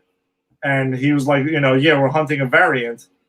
And it's like, it's you that we're hunting. Didn't see that coming. Another variant version of you. I did not see that coming at all. And then it's like, oh, holy shit, what the hell's going on? Then it jumps to the final scene where the TVA is on site. Actually, they're referred to as like the Minutemen, if I'm correctly. That's what the TVA agents are. So the Minutemen are there. They're in 1858. That's funny. I think that's great, actually. Yeah. And but the final scene is the Minutemen hunting a hooded figure. It's very dark in the scene, and they go to 1858, and there's a weapon that's there. And one of the TVA, the Minutemen scan it, and they're like, it's from the third millennia, which I think is a very important detail right here. So they're like, okay, this is a future weapon. Obviously, whatever this Loki is that it's from that time. And then it kind of sets ablaze to them and kills the Minutemen that are there. That's when the episode ends. So the takeaway for this, and we're not going to go, I'm trying not to go Mephisto crazy with all of this and all this other crap, but we have to analyze it. We have to analyze the scene now. So, based on Marvel Comics, there is a time jumper that we know is coming in Ant-Man and the Wasp, Quantumania, and has been cast. Okay, already, and that's Kang the Conqueror, who's from that millennia, who's also a time jumper that's there. Ooh. I personally am starting to question whether it was Loki or not. So you think this might be sort of a backdoor setup for Quantumania, like with the introduction of Kang? I am wondering if Kang the Conqueror is getting introduced in this series. I don't want to go full bore because I know we talked about Reed Richards showing up in WandaVision. We talked about a lot of crazy shit. So I don't want to jump the gun too much. We talked about Mojo. Okay? So I don't want to go too bananas with this. But it's a possibility. All I'm just saying is that it's the millennia matches up. Time-traveling villain matches up. We know he's been cast already. Okay? And we know he's coming. And the question, some were wondering if he's going to be the big bad of the MCU moving forward. Now, to take into consideration, too, is that whoever this character is, he's also great because he grabs the time bomb, too, in this scene to make sure that it's not reset again. So we have branch realities being created. So the multiverse is kind of being recreated by this character. So why does this character want to recreate the multiverse again? Also, I know there are a lot of people who are online as well, jumping to conclusions that one of the timekeepers kind of resembles Kang as well. Oh. There is a resemblance. I'm not so sure I'm onto that. Okay. I do think there's going to be some fishy shit that's going on with the timekeepers. I don't think they're going to be on the up and up. I think there's going to be something going on absolutely. with them. Oh, yeah. Absolutely. Because when you start going the sacred timeline, there's only one. Like, I get wanting to stop a war from happening again between multiverses, but to wipe out other multiverses and keep only one timeline through pretty much brute force. Yeah, there's something fishy with that. Even with good intentions, there's something fishy. Yeah, so that's where I'm just starting to wonder. Plus, we know if a multiverse is being created, we know there was a multiversal war that happened in the comics called Secret Wars. So that's what I'm thinking. Yeah. That's what I think we're getting here. I think we're all setting up. We know that the big threat now in the MCU is no longer the Infinity Stones. It's now going to be the multiverse and time and everything like that. That's what I think. It's all being set down now. This is where we're headed. We know all the stuff about Spider-Man No Way Home, all the belief in that. Doctor Strange in the Multiverse of Madness is literally the title of the next Doctor Strange movie. So it kind of seems like it's all being set up. Pieces are being set in place for this whole thing to go down. And if they wind up doing a Secret Wars thing with like as the end result of the multiverse storyline, right? That would be interesting because you literally could bring in any character you wanted, dead or alive, and say it's a multiverse character. So I think that's really clever. Like, you can, people who have been dead can come back. I'm in Marvel we trust, man. I'm all for whatever they do. I'm a shill. Look. We are shills. Yes. Literally says Marvel Comics. I'm wearing a Thor shirt and an Avengers hat. Obviously, Shell's getting paid, but no, all jokes aside, that's kind of where I'm thinking we're heading. Just throwing it out there. And I think there was another thing, and I see that Alex and Jonathan have jumped in here with the comments here. And it's a good question because I noticed on Twitter the writer of Loki was being asked this question, which is why isn't Cap variant? He did break the timeline. He did go out of it unless they're going to deem that was supposed to happen. So that brings up a couple of things here. And by the way, Jonathan also is jumping on the next thing. The guy just takes things out of my mouth here. That also opens the door for Deadpool to make his appearance because if a multiverse is being created, we know that's how they can explain it. I didn't even think about that, but yeah, that makes a lot of sense because we know we're getting another Deadpool under the MCU, and we know that they're not touching it, that they're leaving it like tonally, they're not retooling it, so that would make 100% sense. Yeah, no, I think so. So I think that also goes back to the Avengers Endgame theory because when that movie came out, there was a lot of talk about like, wait a second.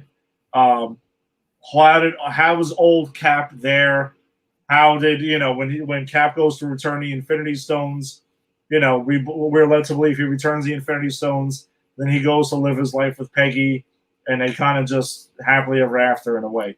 And then the old Cap is there to give Sam the shield. So some of the beliefs were that there were two Caps the entire time. Throughout the entire MCU, old Cap, other Cap was kind of hanging out in the background, keeping his head down, doing his thing. And in Captain America Winter Soldier, then that Cap is there, and he's the husband that we never see introduced throughout the entire time. And that's actually the other Cap that was there. While the Cap that we see that we're following is the one front and center and everything like that. So I think it's kind of interesting that that's there. So maybe that's why he's not considered a variant. That could be an explanation that we give.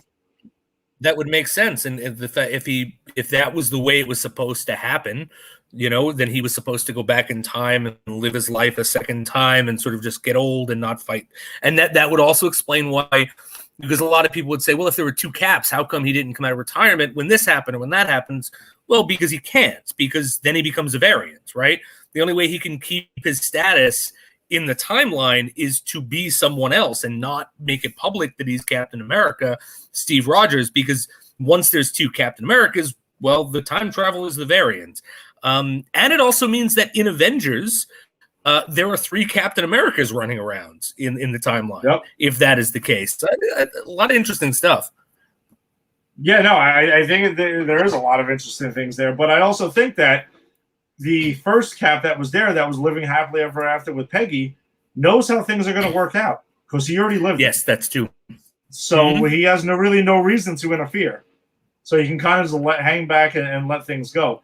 Yes, Jonathan. The thing with Agent 13 with Sharon Carter is always going to be weird, dicey thing. But it's not like it's not from canon. There is precedence for that in the comics, because in the comics Peggy is passed away already, and Cap does hook up with the niece. And actually, in the Civil War comic, that's when it does happen. Oh, here's my question.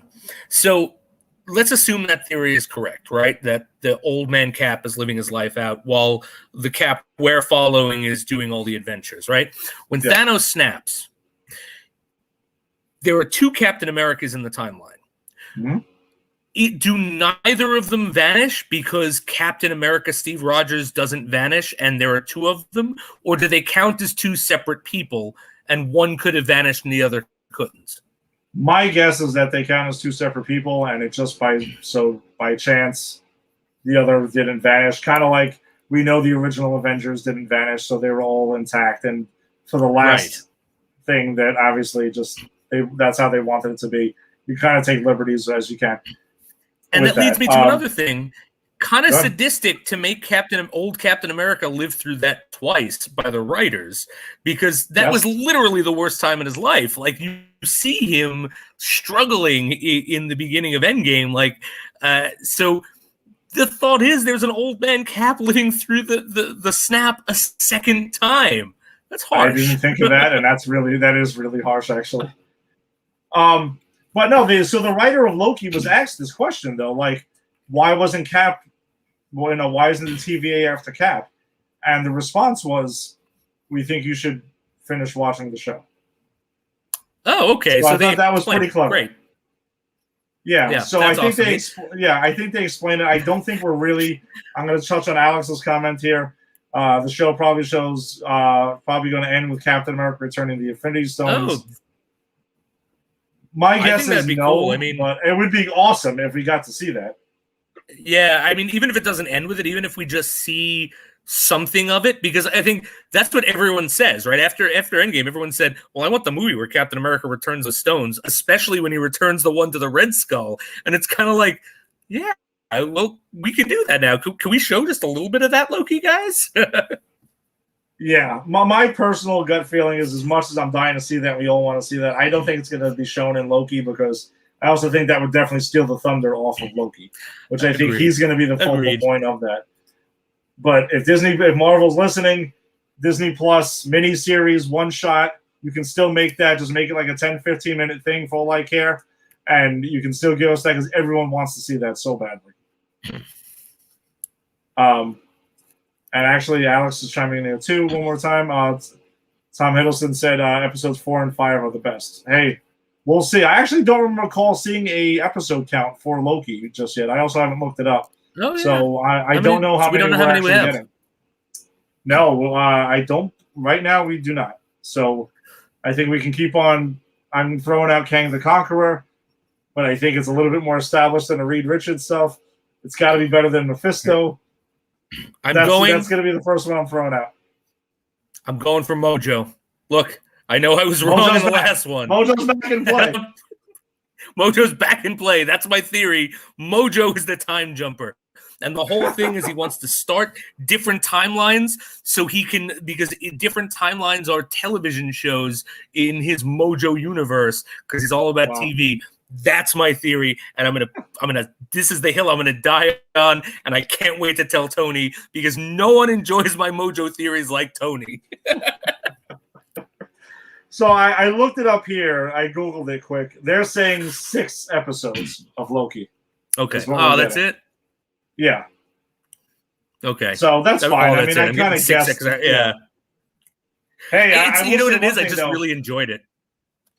No, I know, but I think the big thing, though, is that these are 50-plus minute episodes. Yes.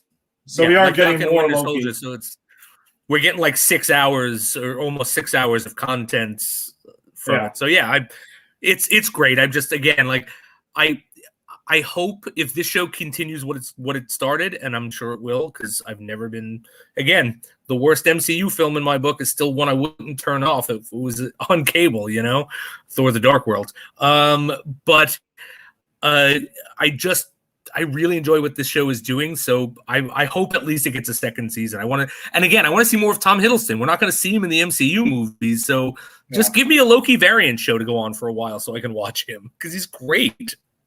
Yeah, no, it really is. It really is a lot of fun seeing him, play off this. I'm dying to see where they go with this after that. But yeah, I'm curious to see. I think so. We're all in. We're shilling all over Loki, and that's right. We'll see where that goes. Let me ask you this question, and this is because I just finished Stargirl. I just caught up with Stargirl. Oh yes. Do you think Owen Wilson and Luke Wilson, do you think one went DC and one went MCU as a power play against each other? You think they're like warring as brothers now, One's a DC guy, one's a Marvel guy, I'd love to see what happens over Thanksgiving dinner, Hey, can you pass the gravy? Oh, you're just in a DC show. I'm in a Marvel show. Owen? No, that's terrible Wilson impression. Brothers impressions. But imagine the conversations that could happen. That would be some pretty awesome conversations, actually. And I would love to be at that dinner table to hear that whole thing. All right, so let's shift on to another time. We're going to time travel ourselves a little bit into pre-MCU Marvel, for those who may not know of it. So we're also going to hassle the Hoff a bit, because we're talking Nick Fury, Agent of S.H.I.E.L.D. I want to make this disclaimer before we start, because I've been felled. We both have been felled for hassling the Hoff. I want to make this disclaimer, okay? I am a David Hasselhoff fan. I like David Hasselhoff. Too. I loved him in Knight Rider, and I watched the shit out of that show when I was a kid. Him and the voice of Mr. Feeney I thought was awesome. I loved him in the 2 episodes of Baywatch that I have seen 100 times, because it's the only 2 I ever caught on cable. The one with El Gigante. Do you remember that obscure 90s WCW wrestler? Yes. There was that episode where he teaches that monstrosity to love. And then the episode, and this is probably one of the best moments of television history for me, where him and a bunch of other oiled up hot men and women grab a car from the ocean and run it up the beach. Right? I loved him in that. I loved him when he was drunk and greasy and shirtless, eating a burger, being abusive to his daughter. I even love that David Hasselhoff. So I'm not hassling the Hoff. But he is terrible in this movie, guys. He's really, really bad. He's really, really bad. And I'm saying, look, I'm part German. It's in my genetic code to love this man, and I'm saying this. That's true. That is true, actually. You are supposed to love the Hoff, Even like in Dodgeball, where they have like the picture when David Hasselhoff shows up with the picture of himself and he tells the whole German team that they failed. And that's great. See, I love that Hasselhoff. I love the Hoff, but just not here. All right, I'm going to set, but let me set the table for those who might not be familiar with this version of Nick Fury, Agent of S.H.I.E.L.D. So, think about this, right? This was a made-for-TV movie in 1998. Okay, so me and you were already out of high school at this point, fresh out of high school. Oh yeah, I was starting Queens College. Yeah, that's what I'm saying. Like, I'm at LaGuardia, and that's probably when I was like watching this thing, and it was made by Fox. Okay. The goal was to make a TV movie to spin off to a TV series. As we know at the ending, they left it wide open. You can tell that's what they were going for. Yes. I do got to give them credit on something, though, is that, and it's not going to be a lot, but if you're going to want a successful TV movie to TV series, you're going to cast David Hasselhoff as your star of this damn thing. Because we just talked about it. The dude was Michael Knight in Knight Rider, and he was Mitch Buchanan in Baywatch. Two ultra successful shows. I mean, some might even say Baywatch is the most successful TV show like ever. I mean, the thing is in syndication all over the multiverse, if we want to even say that. David Hasselhoff never has to work a day in his life again through the residuals he must make from just the syndication of Baywatch. So you don't think it's from the syndication of Nick Fury, Agent of S.H.I.E.L.D.? No. You know what? As a matter of fact, I think on general principle, he should never get paid for this ever. General principle. So, yeah, there's no pulling any punches from this thing, man. It is god awful. It's bad, but I'm gonna give it this. It's better than Captain America. Yes, it is absolutely better than the 1990 Captain America.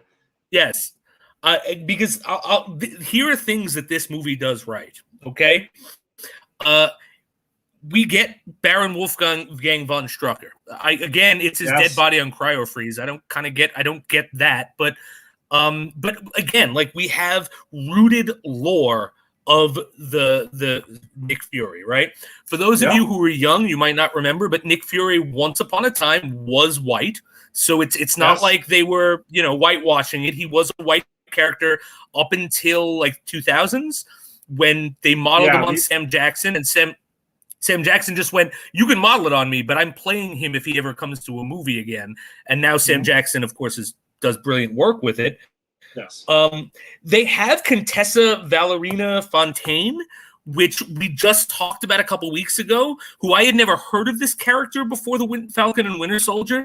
And this show, so I'm going to give this movie points, and this is why I think it's leagues better, well, a league better than the Captain America movies, because it's at least still grounded in the lore. You get like Dugan, right? Isn't that like a character, like a S.H.I.E.L.D. guy? We get him. We get obscure S.H.I.E.L.D. guys in this from the comic. So this movie's trying with what it has, and I want to give it credit for that, for the effort.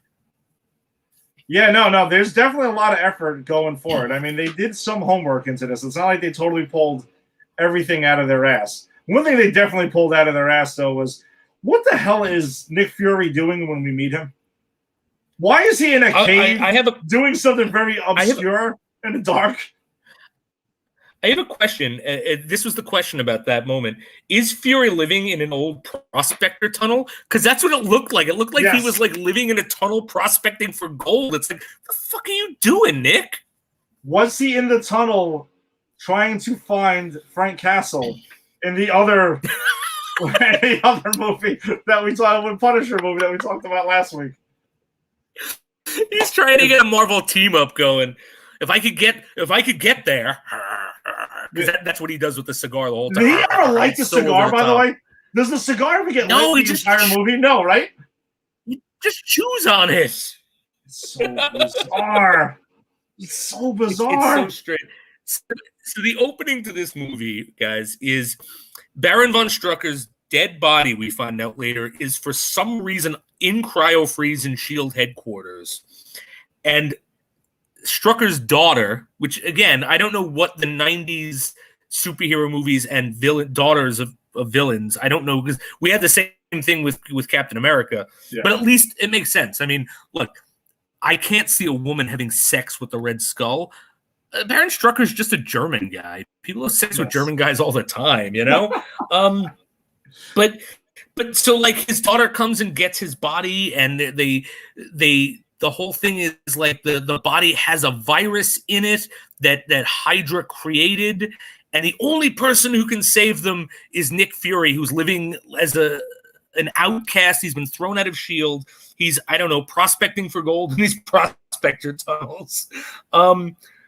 But I will, again, I'm going to give it this. So he's in this prospector tunnel. S.H.I.E.L.D. sends a helicarrier for him, and we actually see a helicarrier in this movie. And for 90s TV, it wasn't bad. I mean, it looked a hell of a lot better than like like for like Thunder in Paradise. Remember that show with Hulk Hogan? Like that was all about like aircrafts, and that looked terrible. This had a decent looking aircraft for what it was. So, so Nick Fury's called back into the action to get the body of Baron von Strucker back from his daughter. Mm-hmm. Can we talk about Baron von Strucker's daughter in a kiss of death scene where she kisses Nick Fury? What the hell was that about? That woman is in a completely different movie, and I want to see the movie that woman's in. She is so over the freaking top; it is insane. And that says a lot. Like that, it says a lot, because this is a movie where I've got some quotes from Nick Fury. This is a movie where David Hasselhoff says, "Tell S.H.I.E.L.D. to shove it up their collective a-holes." This is also a movie where David Hasselhoff says, "Relax, kid. I'm just blowing smoke up your hoo-ha." Okay. So everyone is over the top in this movie. So when I say that Von Strucker's daughter is over the top in another movie, it means something. She is in like, I don't know, an episode of Power Rangers, maybe. Like that's how over the top she is. Yeah, she's really, really out there. And that kiss of death scene where she like poisons Nick Fury with this. It is so bizarre. Oh man, it is really, really weird, man. It's so strange. It's so strange. And then there's an LMD, which they have LMDs in this, so I'll give them that. That's a big thing with S.H.I.E.L.D. Has a Hydra message. Oh right, yeah. The like that they. She pulls a Dr. Evil. Like, we're going to release this virus on New York if you don't give me $1 billion. Yeah. I mean, and by the way, this was 1999. This was 2 years after Austin Powers. She literally pulled a Dr. Evil. Yeah, she really did. And like they didn't get that at all. Like no one saw Austin Powers. Like, maybe this is gonna come off a little goofy. I love that it's set up that Strucker took Fury's eye. Yeah, which I thought that was an interesting thing. But I want to talk, and I think this might be before the scene we were talking about. But I want to go back. There's a scene where they're in an elevator that needs to read your eyes. Plural. Yes. And Nick Fury only has one eye. And it scans it, and it says, "Need to scan the other eye." And he's like, "I only got one eye. You need to update your records." And then like the thing's gonna kill them, and Nick Fury just shoots the elevator, and it starts working again. Yeah, I mean that is like the ultimate lazy bullshit way of doing like old school like action movies. Just like shoot the damn thing, and it just works, and that's it. It's so stupid. It's so stupid. How about the incompetent S.H.I.E.L.D. director that replaced Fury when he left 5 years ago? Because we find out Nick Fury's been gone for 5 years. He's just some like cowering guy who gets yelled at by literally every single person in this movie. And he acts like an old-timey actor. He's like, see here, Fury, this is how it's gonna be. See, he talks like someone from a 50s movie. It's like, again, what movie is this guy in? And Nick Fury takes By the way, speaking of Austin Powers, did you notice Nick Fury's judo chop? Where he comes in behind somebody, he literally does judo chop. I screamed it out when it happened. I was like, judo chop! I almost wonder if they watched Austin Powers and based some of their script off of Austin Powers. This is a good spy movie. We could crib from this. It's like they watched half the movie, didn't realize it was a joke. It was a comedy. Yeah. Then there's that scene where Nick Fury's naked with the plants in front of his penis. Yeah, what the? No, I'm making that. That's an I know that. I honestly wish that was the case. What about Nick Fury's eye bomb? We find that at one point where he removes the eye patch and takes out a fucking bomb that has just been sitting there the entire time. It's so. Yeah, there's so much in this movie. I again, like the super virus to kill 8 million people. Oh, and then I have a quote. Fury is manic and quoting poetry. So this is, which leads us to the scene. So the whole thing is Fury is sent to the field with the psychic agent, right? Yes. Yes. And the whole thing is they're going to find Armin Zola. They have Armin Zola, actually. They picked Armin Zola up after, and again, cool that Armin Zola's in this movie. You know, yeah, very cool, actually. Sticking with the lore. And they have him in a safe house, and the whole thing is that Fury has to go and rendezvous with an Interpol agent who has been chasing Armin Zola, and then bring her to the safe house, and they're going to question Armin Zola, and they know he's not going to say anything, so the psychic's going to read his mind. And like the call sign thing is, they would just like, if someone says a line of poetry, and I don't remember what it is, I should have written it down, and then Nick Fury says another line back, but then Nick Fury just quotes the whole poem, and he's like, and that's nothing. I just felt like saying it, and he's like manic, like he's just like, I'm watching it, going, is he having an episode? What's going on here? David Hasselhoff might have been in another movie that we don't know about either. He really was, and again, I like the Hoff. I don't want to hassle the Hoff here, but he's just not good in this at all. Yeah, like maybe it's because he's miscast. Maybe he was given direction of just go as over the top as you can. But it's just his every line is a one-liner, and it's so over the top and so manic. I'm like, people don't talk like that. No, really comic book characters don't talk like that. And maybe that's what they thought at the time. Which again, 1998, though, we need to consider the other comic book movies that were successful that came out already, and somehow this was lost on them that this was a thing. Yeah, I mean, look, if you were doing a comic book movie pre-Sony Spider-Man, right, or maybe pre the X-Men movies, right, then you should be watching Batman and Batman. The second Batman Returns. You should be watching those. Those should be your Bibles. You should be cribbing from that. This is not. This is cribbing from, I don't know, Austin Powers and some other stuff, because in that time period, the Batman movies were the gold standard. Yeah. And so I don't know what they were doing here. All right, so I want to talk about, Armin Zola gets his mind read, and he sees nuclear destruction, and it causes the psychic pain. And it said that there was a post-hypnotic trap set for the mind reader. How do you even do that? What does that even mean? Like, I don't know. I don't know.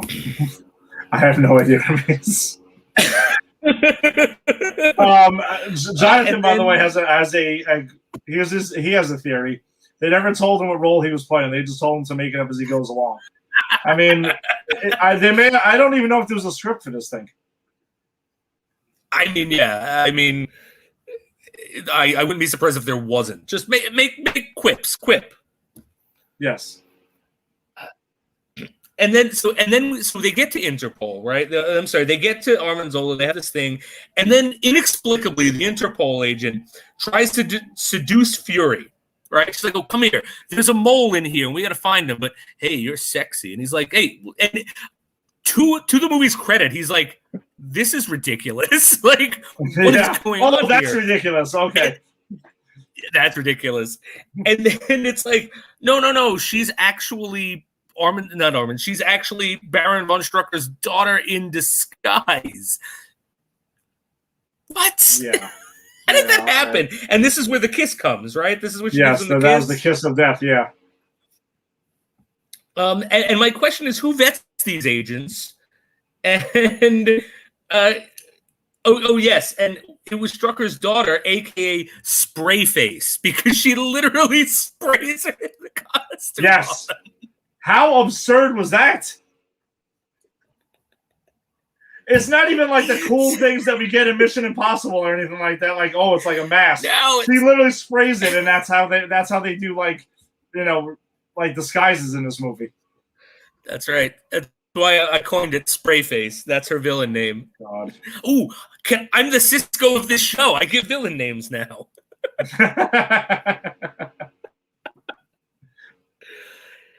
Let's see. Well, okay, and then we have the $1 billion scene after that with the LMD, which I like. I'm with you. I like that they included the LMDs, and I think there's a nice payoff for it at the end.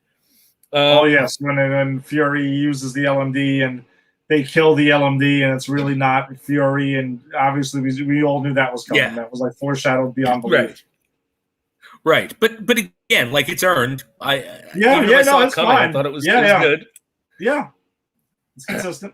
And so like at this point, Fury's dying. He's got like a clock literally hanging out, not literally, but hanging over his head, where he's going to die from poison.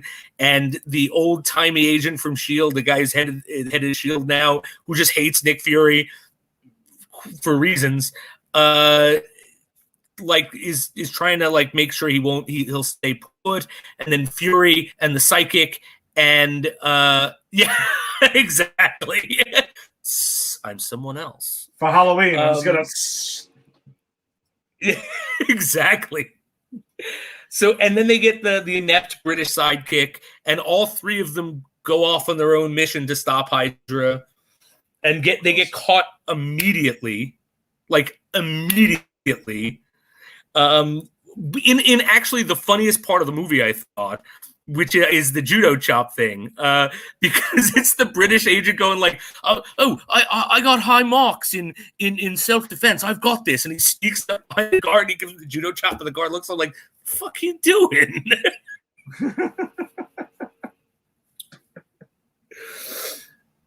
And then we get the electrical eye bomb, which, you know, yes. Do you just walk around with an eye bomb? Like, I don't know.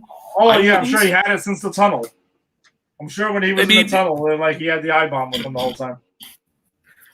I mean, let's question this. Would anyone, please, if you're watching live, comment in the chats, and if you're not, just comment below when you're seeing this.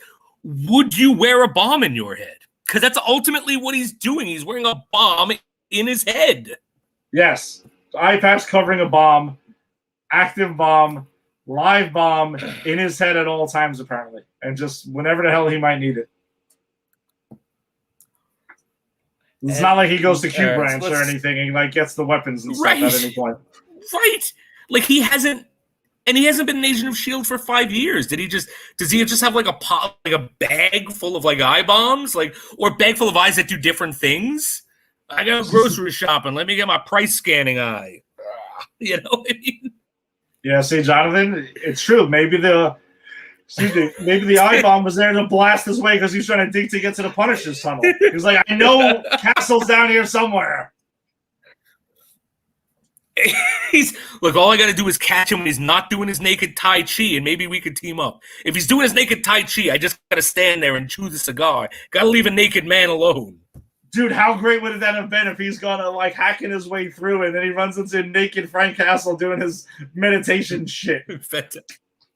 Fantastic. Look, better movie. All right, better movie if that happened. Absolutely. So then I have a question. why does Zola's gun turn on him? Like, there's a whole thing where Zola pulls a gun on him, and Nick Fury is like, "Yeah, I don't care. Go ahead, shoot me. I don't care." Oh, and no, he does. they did set that up. No, they do set that up. Oh, did they say? Okay, I missed that. Okay, it's a gun. The handgun is a signature to Nick Fury. They literally spend like 2 minutes explaining this. So that's why that they make sure they tell you this is going to come in handy later in the film. Okay. Believe me.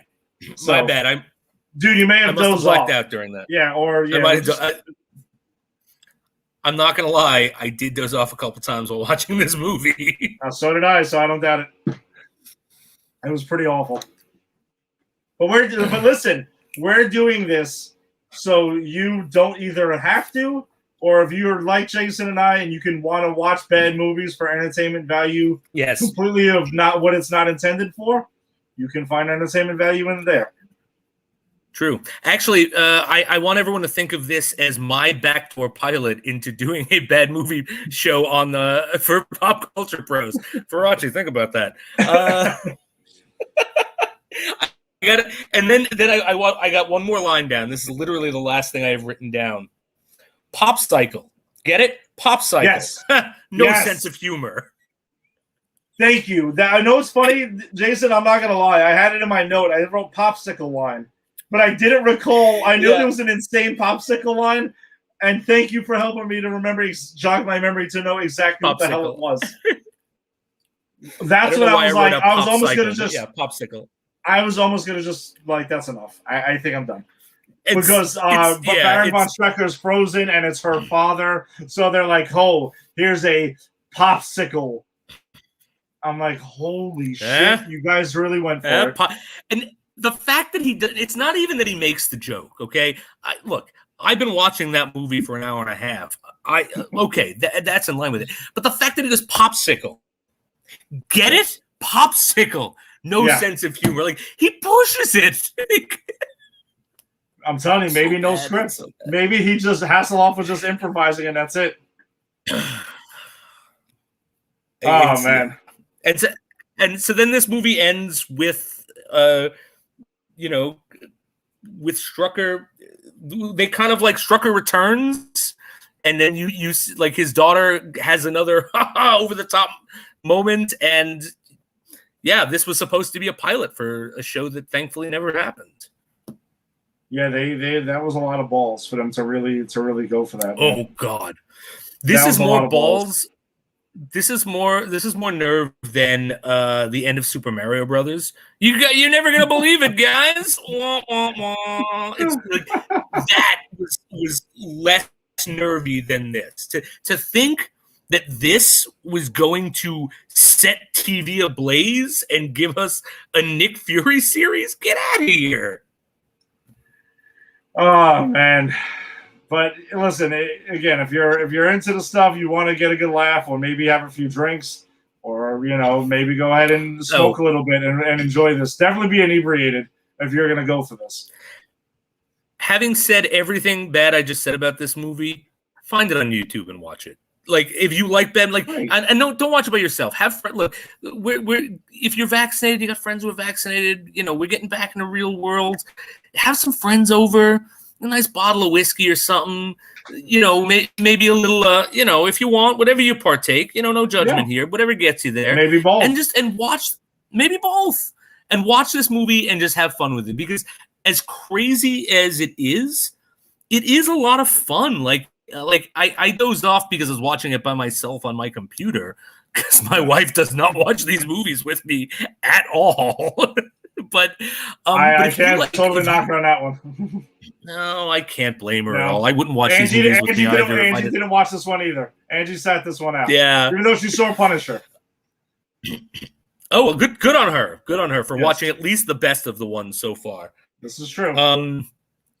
But yeah, like, have some friends over, get where you need to be and put this on, because you can talk through it. It's got a lot of over the top stuff. David Hasselhoff's performance is so bad that you have to see it. You have to see, like, again, 3 or 4 of these actors are in movies that I want to see other than this, because if they're not in this movie with their performance, that's worth seeing. So I would say see it, and it's free on YouTube. I mean, it's not going to cost you anything. So yeah, I'd watch it again. It's fun. Yeah, no, it was definitely. What is it? Sorry, Jonathan's coming in here right now. I saw the first time I saw it was on TV. I was like, awesome. And Nick Fury was starting the Hoff, and I watched it. Yeah. Yeah, I mean, that's why we couldn't leave it alone either. Yeah. And you know, I didn't want to hassle the Hoff, man. I didn't want to hassle him. I love the Hoff. No, we really don't mean to hassle you if you ever do see this. But I think you would admit this is maybe not your finest work. It is definitely not Michael Knight or Rich Buchanan or whatever. No. Although I have thought that if I can find Baywatch, maybe I should go back and watch some Baywatch. And compare Hasselhoff's work? Compare Hasselhoff's work. Truth be told, I have been thinking, because I think it's only 6 episodes, I have been thinking about watching Baywatch Nights, because apparently it's like the X-Files in the Baywatch universe, where Michael Knight is fighting ghosts and demons and stuff. Not Michael Knight, Mitch Buchanan is fighting ghosts and demons. Like, same thing. Apparently it's insane. Same thing. So I might go back and try to watch all 6 episodes of Baywatch Nights. Listen, we can do a catching up with Mr. J, and you can tell us about Baywatch Nights if you actually choose to do that. Hey, I think I will. And I'll tell you something. The next time we do catching up with Mr. J, I got some Columbo stuff going on, too, I want to talk about. Because hey, I'm catching up, right? Catching up on everything. Screw it. We'll just keep going. Catching up on everything. I'll tell you the story. I fell asleep watching Columbo the other night on an episode where he's in London, right? And I actually I remembered this episode from me when I was a kid. But I fell asleep, and that night I had a dream that I was on the Enterprise with Mr. Spock. And I woke up, and the reason I was having that dream is because I woke up to a Leonard Nimoy episode of the Columbo. So I was hearing Leonard Nimoy, and my brain went, well, that's Spock, so we're going to do a Spock thing up here. Wow, that is more, I'm going to say too, that's more out there than when I heard the MCU music calling me at 3:15 in the morning one night and told me to go watch WandaVision. I remember that. Because at least I was like half awake and it just started playing in my head. So you were totally knocked out, and your brain totally took that information. Yep, and dreaming, and it's not the first time. Sometimes if I hear stuff going on outside, my brain will take it and it'll incorporate into my dreams. But the fact that I dreamt of Mr. Spock and woke up and there's Leonard Nimoy on the TV not playing Spock, I was like, I got to tell that story, even though it's not comic book related. I don't care. Story. That's awesome. I'm actually glad I know that now, because that's awesome. I love that story. All right, so are we? Is it the nail in the coffin for this movie? I think we're gonna drive the nail home, in the coffin for this. We've made it through another one, and we're gonna do one that had a theatrical release next week. So, not even next. What I've started calling our are going through the multiverse of madness, because that's what we're doing here. We are getting ready for Doctor Strange Multiverse of Madness by going through all of the pre-MCU multiverses. So you're welcome. Again, sometimes we're doing this so you don't have to, and then sometimes we're going to suggest that you kind of just do it. Actually, Jonathan is suggesting something too, that we should do a Mystery Science Theater type show. Oh, like a live watch? I would do that. Just do a live watch with Nick Fury or Captain America or whatever. I mean, I would love to do that. I used to love that stuff. I did. I used to dig Mystery Science Theater. Or Riff Tracks, I think they call it now. Yeah, and they came out with a new Mystery Science Theater on Netflix too, because I think half the writers went to Riff Tracks and half the writers started their own thing. I think Patton Oswalt is the villain. Okay. And who's I forget her name, but she's like an actress known. She worked with Joss Whedon. She was in a show about D&D. I forget her name, but she plays the another one of the villains, I think. But yeah, it doesn't matter. But it was MST3K is a brilliant show. So I'm going to tell you, Mystery Science Theater, if you're into that, you should check out. One of me and Steve Moore, our favorite episode of that was it was about the Final Sacrifice. It was a Canadian movie It's called The Final Sacrifice. It's on YouTube. You can check it out. Jonathan, if you want to check this out, Jason, check this out if you got some time. It's called The Final Sacrifice. They did a Mystery Science Theater about it, and it's like a Canadian film with the hero of Roused Hour. It's like, yes, Roused Hour is the hero of this movie, and he has like this mullet and everything, and it is absolutely hilarious. That is one of my favorite episodes of Mystery Science Theater. You will die. I guarantee you will die laughing. But yeah, the movie's called The Final Sacrifice that they do.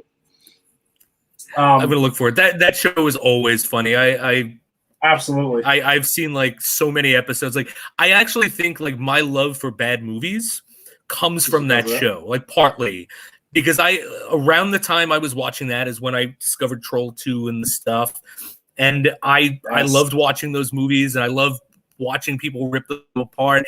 And like I've had bad movie nights where we just watch a movie and rip it apart. And so I think my love of bad movies actually comes from Mystery Science Theater. I had people over years ago when we watched Jack Frost and Jack Frost 2. Oh, there's a sequel to Jack Frost? Oh, there's definitely a sequel to Jack Frost. We're talking Killer Snowman, not Michael Keaton, right? Yes, let's be very clear to the audience. We are not talking about the Michael Keaton one. Do not think that we're talking about that. We're talking about the B horror movie with Shannon Elizabeth is in the first one, who has a very, very bizarre death in the first one in the shower with a carrot. Oh God. It's about the only thing I do remember of that movie. Dude, I brought this up in a Pop Culture Pros Christmas movie discussion last December, and I brought this up, and me and Farachi had no idea what I was talking about. I don't know if he ever got around to seeing it. I implore you to go check out, if you're into horror movies and bad ones, check out Jack Frost. I'm telling you, prime Shannon Elizabeth is a carrot. It's pretty bad. Oh, it's a Killer Snowman. Jack Frost. Yes, it's a killer snowman, literally murderous snowman. Yes. Great movie. Yes, I love it. And when I click around during Christmas time and I see Jack Frost is on like the description on Spectrum, I get pissed off when I see that it's Michael Keaton's movie. I know. I once started listening to a podcast because they were talking about bad movie podcast about Jack Frost. I got all excited. I'm like, I know 3 people who've heard of this movie. Like, yes. Let me listen to it. And it's like, well, Michael Keaton. And I'm like, oh, come on. Yes, I know that movie is also like a horror movie, but I don't care about it. I want freaking Jack Frost, the real deal. Yeah. Oh, that one I don't know about. Santa's Sleigh. I don't know that. I have not seen that one. I think we'll have to check that one out. I'll take a look. That's pretty great. My bad movie game has fallen behind, but that's why I'm enjoying our going through the multiverse of bad movies, because I'm getting to see, like, I've never seen this Nick Fury movie, and I should have. Damn it! It was my duty to, and now I've done it. Listen, we've watched Dolph Lundgren Punisher. We've watched 1990 Captain America with Italian Red Skull. We've watched the unreleased 1994 Fantastic Four. And now David Hasselhoff, Nick Fury. That's one I should have watched too. I should have watched that before too. I'm disappointed in myself, but I'm glad I got to it. We are getting around to it. We're gonna hit a lot of these still to go. I think this still might be. I mean, if we get into the 70s era, which I want to see if we can find quality versions of it for free on YouTube, we'll dive into the Spider-Man movies where he's fighting martial artists and has a rope climbing up the side of a building. We'll have Captain America fighting attack guard dogs with a clear shield and rescuing an old lady from getting her wallet snatched on a beach. Believe me, there's still there's still some crazy shit to see. There's crazy stuff. So what's our next multiverse? What's our next crazy movie? So on Friday is when our next episode will be, episode 21 of Granny's Peach Tea. We will be discussing Howard the Duck, the theatrical release. The bad one got the theatrical release with Leah Thompson, and I'm trying to remember them. Damn it! What the hell? Jeffrey Jones. In the movie? Jeffrey Jones. Yes. Jeffrey Jones. Seen him in Ferris. Real life villain Jeffrey Jones.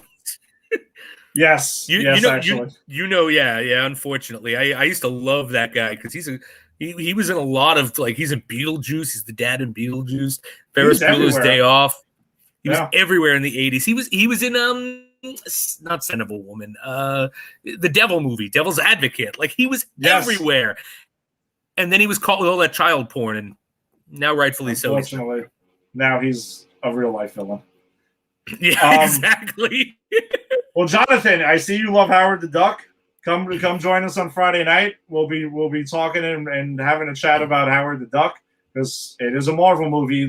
Little people may not know that, but Howard the Duck falls under the Marvel movies, so we're gonna have to take a look at it.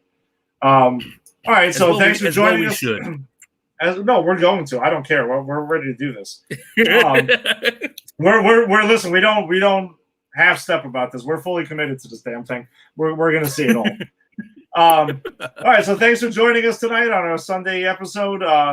Probably a rare one. We'll probably stick to our usual Wednesdays and Fridays, but our next episode will be on Friday, where we'll be discussing the second episode of Loki, the week of the CW verse. Some of it was airing tonight during our show, and we'll be jumping into Howard the Duck to continue it. Hopefully, Tony will be able to join us. I'm starting to wonder if his schedule got a little packed, but once we started getting into the bad movies. I don't know if he can stomach some of this. I'm thinking the same thing, because he's only joined us for Captain America, which, laughs on you, Tony. You joined us for the worst one. That is true, actually. But I think he might have even enjoyed The Punisher. We did. But we need to do something to make sure Tony watches these movies. I think we need to do an episode at the end of our Marvel Multiverse tour where we have to rank them. So he has to go back and watch these. It's not fair that we watched these movies and he didn't. Catching up with Mr. T at the same time. Yeah. You just see Tony defeated, all right, well, I watched Nick Fury Agents of S.H.I.E.L.D. Because that's what it would be. It would just be catching up defeatedly. Yes, he would. He would be really in for the shit with that one. But we'll see, because I'm hoping we can get him for Howard the Duck. I hope so. Come on, who doesn't love duck tits? Which not to give too much away, there are duck breasts in that movie. Spoilers. Damn it. Oh, yeah, I know. We're spoiling a movie from, what was it, 86, 87, I believe it was? Yeah, right. A movie from 86 or 87 that no one wanted to see in the first place. That's what we're spoiling. Jonathan, that's actually pretty great. He's almost like the villain forcing you to watch these, like Mr. Science. He is. Oh, my God. He's our Dr. Forrester. Oh, that's really good. That's actually really good. That is really good, Jonathan. Thank you for that. So we got to get a TV's Frank in there then. Yeah, I know. I don't know. Well, we'll have to see. Well, if anyone on Pop Culture Pros wants to go ahead and fill that role, let us know. All right. So thanks for joining us on this Sunday night. Hopefully, brought you some laughs or whenever you're catching around and listening to us or watching us. We appreciate the support. Eric did a great show with A to Z that was right before us. He's on Sunday nights as well. If you're into wrestling, check out the Just a Sweet show with Eric and Tim. They do their Tuesday nights. If you're into the Mets, check out the Put It in the Book show. They're typically on Wednesday nights, and they're bouncing around the Mets schedule, which is what you do with baseball since it's on every night. I know Stream Wars Pros had their latest. They do their show once a month. They had their episode the other night, and I know Jada and Kyle have been doing. They reviewed A Quiet Place Part 2 recently, which I know I rambled about a little bit on this show.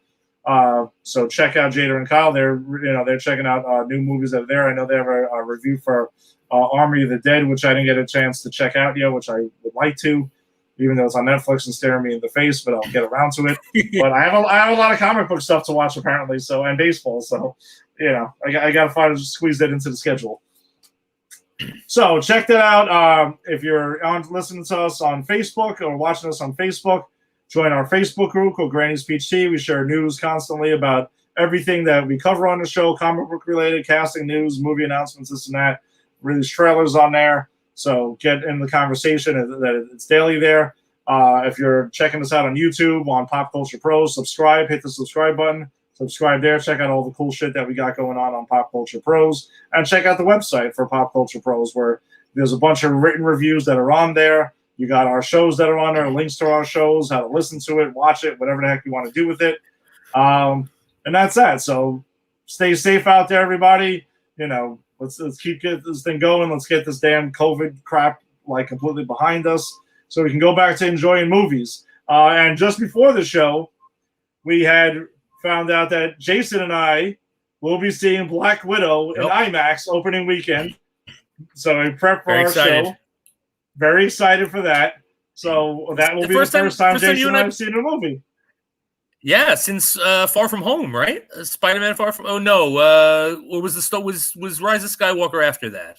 Rise of Skywalker was after that. I think the last movie we saw together was Rise of Skywalker. So this will be the first time since December 2019. Wow, that's a long time. I'm excited. This is the first movie I've seen since Fantasy Island was the last movie I saw. My wife loves horror movies. It was Valentine's Day, literally a week before our son was born, literally 3 or 4 weeks before the pandemic and the lockdown. And she was like, I just want to go see this stupid horror movie, Fantasy Island. So we saw it. And little did I know that would be the last movie theater experience I had in like over a year. Yeah, that's a tough one. From what I understand, it's a tough one. It's not a good one to go out on. No. Yeah, mine was I just saw no, Quiet Place Part 2 was the last movie I saw in theaters. Yeah. I also saw Spiral from the Book of Saw. I saw that as well. So I've checked out a couple. But I'm excited, dude, that we get to see Black Widow together in IMAX. Me too. Opening weekend. We're going to talk about it a few days later on Granny's Peach Tea. We'll be bringing our Black Widow review. So maybe we'll even do a live video from the theater when we walk out. I think that'd be cool. Thing. That'd be cool. So, all right, so take it easy, and we'll see you guys in only 6 days. It'll be pretty soon. All right? Bye.